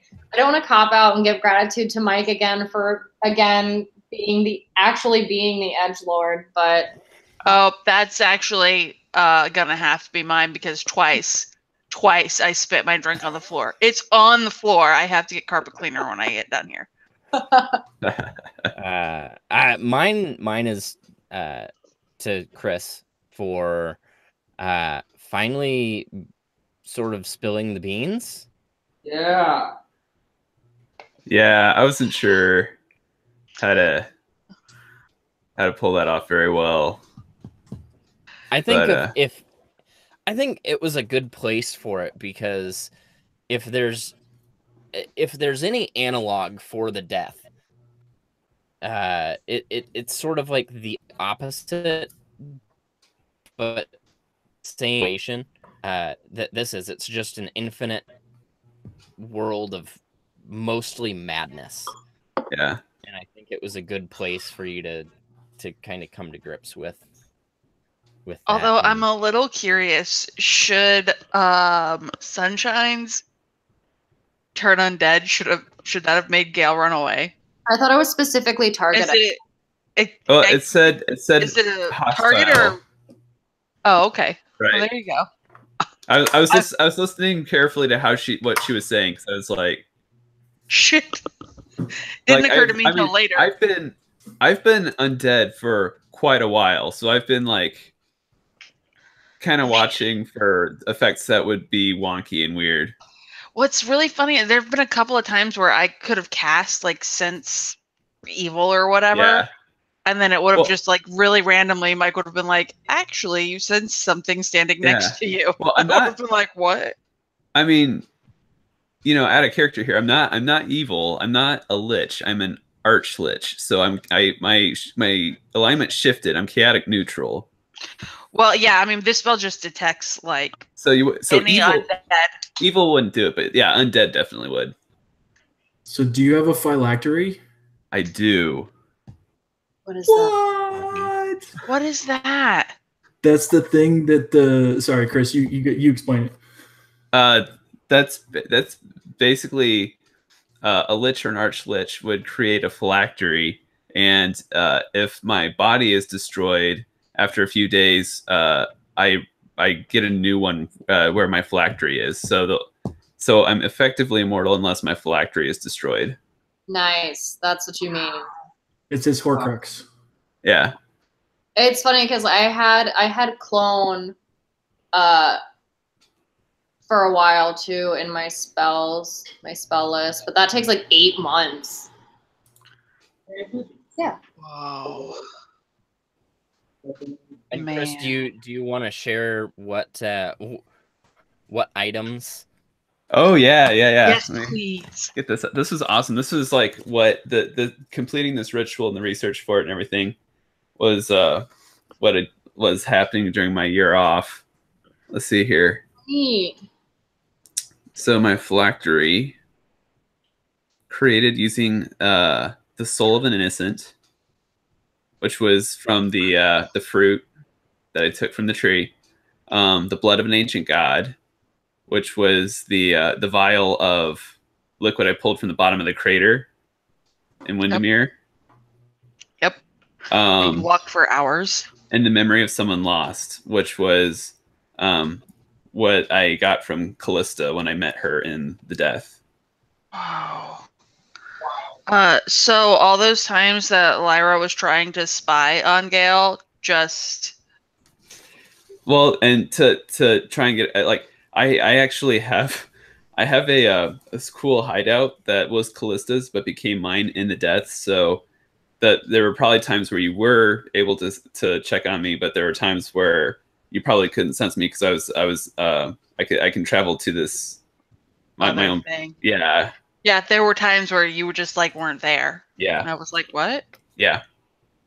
Makes sense. Because again, it's like my character didn't become evil or anything, and I feel like you got a sense that Gale's still trying to like just deal with that traumatic event that he went through, but also aware at the like being secretive right before we had that year gap that possibly people in the group might not approve of the methodology. Yeah.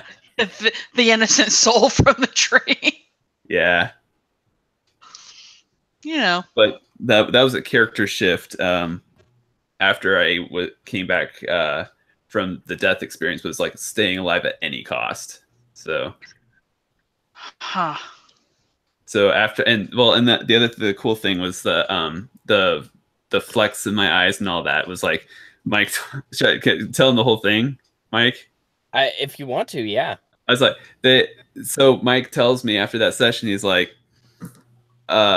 here's the deal. You come back from the death, but you feel like there's part of another soul inside of you. And that's where I came up with the idea of like, well, it's this tiefling sorcerer, Callista, who was seeking eternal life. And that's where like the fiery tinge to my fur comes from. It's the tiefling fiery red. I love it. And he's like, and that's for, he was like, also you can't take any more levels in monk or paladin, but you get 5 levels in something else. Rad. So it's like, well, since I've been merged with this sorcerer, that's where that came from. So like, I was wondering like when we were fighting the big baddie from the first at the end of the first arc, I started using like sorcerer spells, and I was wondering if anyone was going to ask about that. But I thought that I just missed you multi-classing. I was like, Yeah. oh, I must have just taken some sorcery. Okay. And like when you were asking like, how do you feel? It's like, I feel fine. Because like when Gale first came back, it's like, have I not always been a sorcerer? Have I not always been this way? I don't know. Oh, okay. That makes so much more sense. Yeah. So like, we were interrogating him that one time where we were just like hounding him. It was just like nothing was wrong with him because he didn't feel like anything. No. Yeah. And that was before the year gap where I think it was before the year gap where I had a conversation with Callista finally in the death, but Right. Yeah. It was weird. That's fucking deep, dude. That's cool. awesome. I like that. I love character development so much. But it's been tricky because again, it was just like, if no one asks me, I don't feel like Gail's gonna be like, hey guys, I did this thing. Right. The one I think I messed up the night where Mike was giving me a chance. He's like, "What do you look like?" And it's like we were talking because I was talking with Mike about like how my appearance would change over time. So it's like I don't know how much time has passed, like how long it would take, but it's like eventually some of the color of my fur is going away. So, but that night I was just like, I think I'm probably roughly the same still, but I could have made that a little more obvious that night, but. And it's not like we're going to notice because we probably see you at least once or twice a week. Yeah. Know? Yeah. Like you don't, at least it's that way for me. Like I know I look back at pictures, but I don't see the differences in my kids, like just because I see them every day. Yeah. You know? Wow. So if you see somebody every day for a year, they could look completely different, but I mean, you saw them every day and it was gradual. This is so cool. It's just crazy. I never planned on having any of this, but that stupid deck of cards just changed everything about my character. But it's kind of cool. Listen, every single episode, I'm just so tempted to pull another card. Yeah. Every single one, but I'm like so worried that there's a card in there that's like, go back to level 1, you fucking bitch. There probably is. I know. That's why I'm like, I won the fucking lottery, and so I definitely I'm so tempted. Yeah, I mean, you're gonna be the only one to max out, so you should just not do that. Yeah, literally my first game of D&D and I win. So I mean, that's pretty awesome. I mean, funny is who wins, right? That's how you win D&D. Yeah, that's how you win D&D. Yeah. Yeah. No, yeah, Mike probably wins for fucking with all of us so much. Oh, hey, I still haven't done gratitude. Rick, for bringing back the music, man. When you said "kill the beast," you didn't actually sing the refrain, but the whole time Lyra was fighting that guy, I was hearing that "kill the beast" in my head. So thanks for that. You're welcome. I will take that as a cue to have my gratitude for the evening. My gratitude goes to Parker for the conversation with the edgelord, where they were like, you know what, that's not my friends; those are my family. Hey, Yeah. true. Well, that I appreciate that. Yeah. It is true. Oh His friends man. are lame. Listen, Yeah. true edgelord, he would think that friends are like superb and family's lame. Just saying. He doesn't But have he any says friends. things for the shock value. I wasn't shocked. Lord. You're trying to out edge the edgelord. Listen, we were talking to like the edgelord queen. Like, Goodness. Lyra has so many questions. I think next time too, like if I ever do decide to like cast the channel whatever, talk to him again, I think what I really want to do to like get him to like talk to me is just like fucking think of a meme. Mm-hmm. And I was like thinking about it too, like afterwards I was like, fuck man, I should have said some stupid ass meme. Like, come on. I'm That's better. amazing. That's awesome. Mine definitely goes to Michael though for really leaning into the whole edgelord thing. Loved it. Because it couldn't have gotten much better. So you really put your thumb on the scale on that one. I still need my edgelord write up because I don't know what he is the lord of. Oh yeah. Besides, Yeah, I've fallen off task with that. And I'm sorry. no, Um, you are a family man. That was just a reminder. yeah. Maybe Maybe it'll be handwritten and I'll give it to you at Gen Con. Just like shitty red ink. Like, here you go. Yeah. It's in crayon. Here.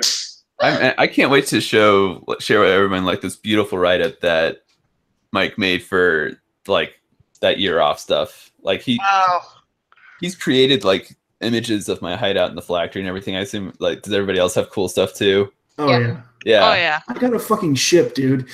Oh man, we're gonna have to. It's gonna be fun to compare notes in person.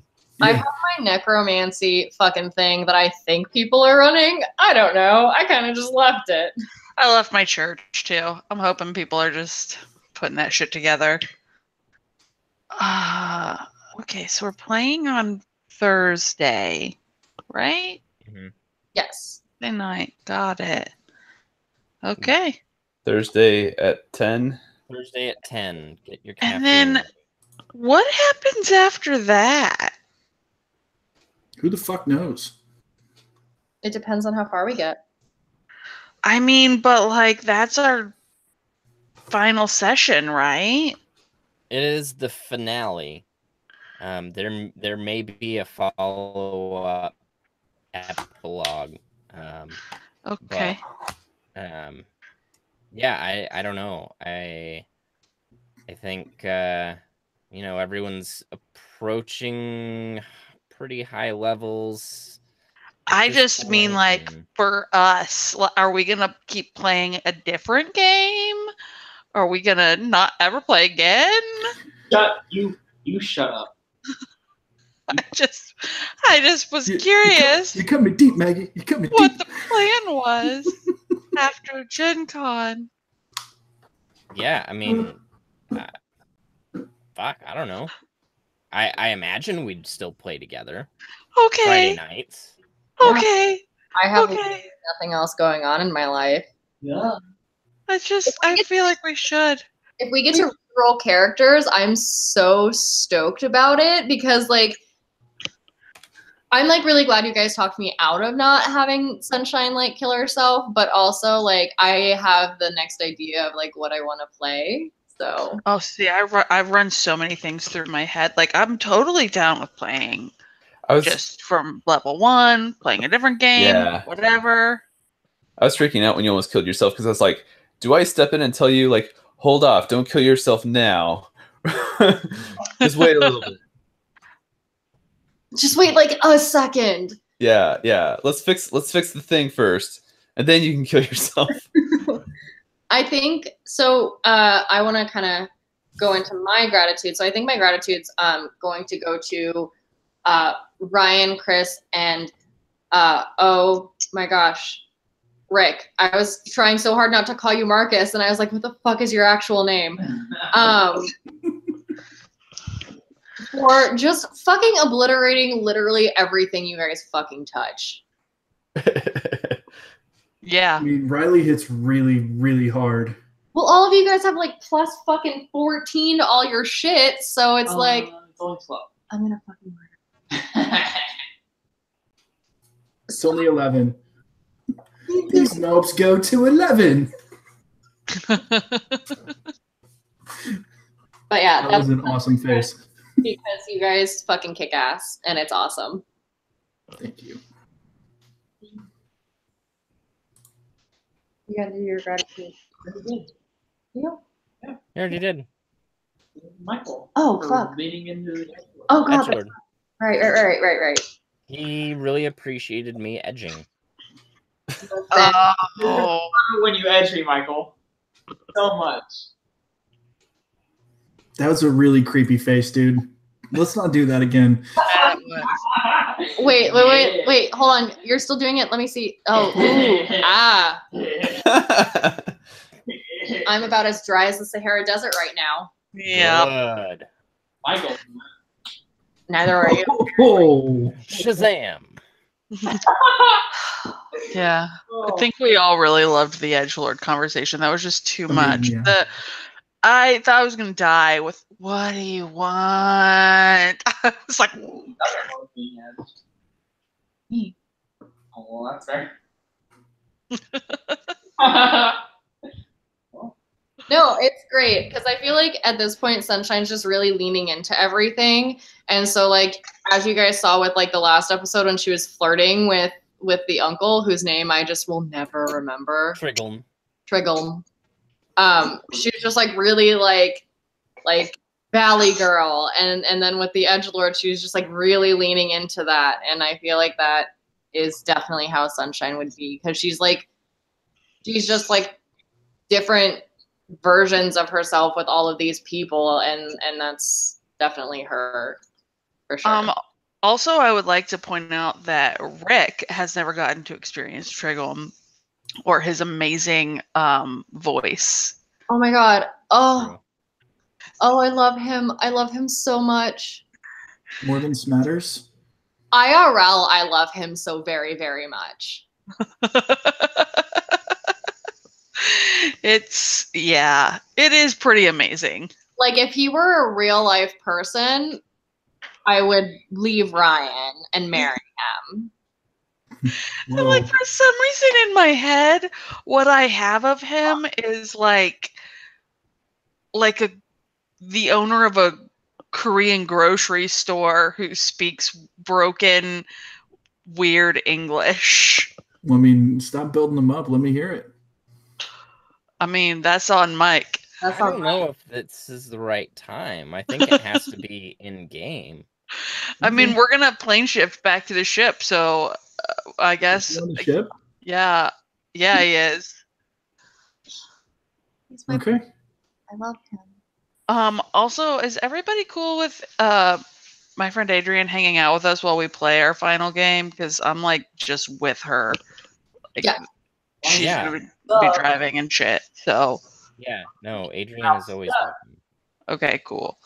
I didn't want to just show up with like a random person and people be like, "What?" But She's not a random person. that's true. She's really not. Well, I mean, she is very random, but It's all Like, in a very unique way. okay, neat. Yeah. I'm excited. You guys will get along very well. You're very similar. Yeah. you're both edgelords, really. Yeah. Uh-huh. Hmm. What is that? She'll probably just cry in a corner while we play, so don't worry about it. Good. Can you just look at your dog? The fact that like I told her we were playing our final session together at Gen Con, the first time we were ever all gonna hang out, and she like literally cried when I told her that. Oh. I was like, it's just so beautiful. I already am Hey. in love with her. I was like, yeah. Sorry, I'm just wanted to, before I forget, do we need to print out character sheets for this? Oh. Oh. I would recommend it. Yeah, that's a good idea. Okay. Yeah, I my laptop. Yeah, I don't feel like taking my laptop either. Right. I'll have it on my Guys, if you email me PDFs of your character sheets, I will print them for you. That would be great because I don't want to have to go to the FedEx store. If someone will walk me through you can walk me through how to do that, right? If you need a form fillable character sheet PDF, I can make sure you have that. Oh, I don't have that either. Is there just a way to export it from Roll20? I think there's a way, like if you on the character sheet right click and print. Okay. Also, it might take a little bit of love to get it to fit. Yeah. But I mean, I probably will have like a laptop of some kind because like all of my spells, everything I do for this is on the computer. So we're not leveling again, right? Yeah, you are. Mm-hmm. Oh. We are? Yeah, everyone levels. Bro. I hit 20, I won. I told you were gonna max out. You win D&D. I win. I'm also level 20 now. What? I've been the highest level character for a long time. Yeah. I got 5 bonus levels after I died. Yeah. Wow. Death is not always a bad thing. I mean, should have let you die. Win by default, like. But I mean, if you got to share the victory, it's got to be cat friends forever, right? Backseat Bros. Yeah. That's true. I am bringing 2 sets of cat ears, so. And I like that, like, you became a necromancer and I became undead. I just feel like, even though unbeknownst, it's all worked out. Total synergy. Best bros for life. Do you guys have miniatures? No. Yes. I have one that'll probably work. I only have one. I only have one tabaxi. I have a tabaxi. I think it's like a bard, but yeah, mine's like a spellcaster dude cat, but it'll work. Mine's a rogue.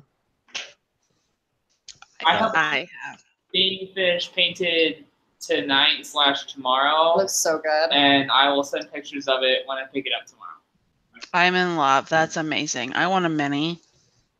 Hero. I'll buy one. Yeah, Hero Forge. Hero Forge. They're fucking rad.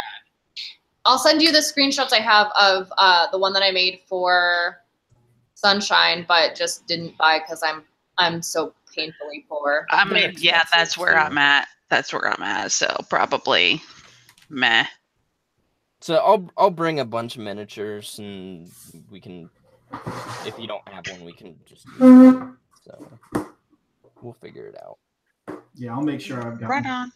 I mean, like I have these dinosaur erasers, so like I could just. I have some little like Pokemon figures, and I also have like some little like dinosaur like little boy action figure things, and like I got some like Star Wars toys. I have this Lego figure of my old coworker. This is Lego Casey Rennick. That looks like Casey. That's yeah. This is Lego Casey. He even has a beer mug. That's definitely Casey. Yeah. I stole it off of his desk when we all were fired from our jobs. I got this if you want to play Waluigi. Oh wow. So I can just be whatever. Yeah, I mean I've got you. Is it you guys okay with this being my character mini? You probably can fucking turn into that. I was gonna say, if you're polymorph, right? Yeah, polymorph only works for beasts. I fucked that up. I mean, do you get a 9th level spell? When do you get your 9th level spell? Do you not get that? Well, you got it at 17. Yeah, I'll get it this time. So you can like do the true polymorph bit, right? I could. Or well wish probably is what you would want. Yeah. I mean, was supposed to be for my other guy, but I feel like he works pretty well. There you go. Oh yeah. I don't have any minis, so we'll just have to make that up. I mean, I've got another guy that'll probably work better, but I'm so excited. Okay, so we need dice. Have my dice. I've got plenty of extra dice. I've got plenty of extra dice too. Are we bringing ours? I'm bringing my dice for sure. Cool. I'll bring mine. I'm gonna bring mine and our character sheets. No. And then to actually physically write down the spells that I'm preparing. I have a player's handbook. I'll bring that along. I'll have my book. We don't have our book, but it's fine. I can. I will have a tablet that will have all of the books. I say if we have a couple books between the group, we can. Yeah, I'll have mine, and Adrian will have one that she can lend. Parker, do you have an Android or an iPhone? Me, I have an iPhone. Ryan, do you have an Android or an iPhone? iPhone. Okay, because for Android, there's an app that's like the D&D spellbook that you can put all your spells and mark which one you prepared and put your spell slots in it and everything. Really? Yeah. That's awesome. But it's not on iPhone.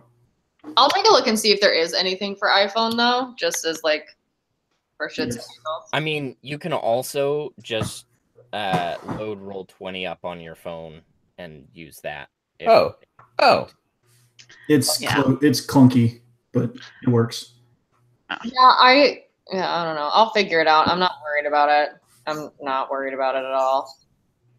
We'll get through it. I basically never prepare different spells than what I have prepared now, so I'm just gonna write down in a notebook the spells that I have prepared.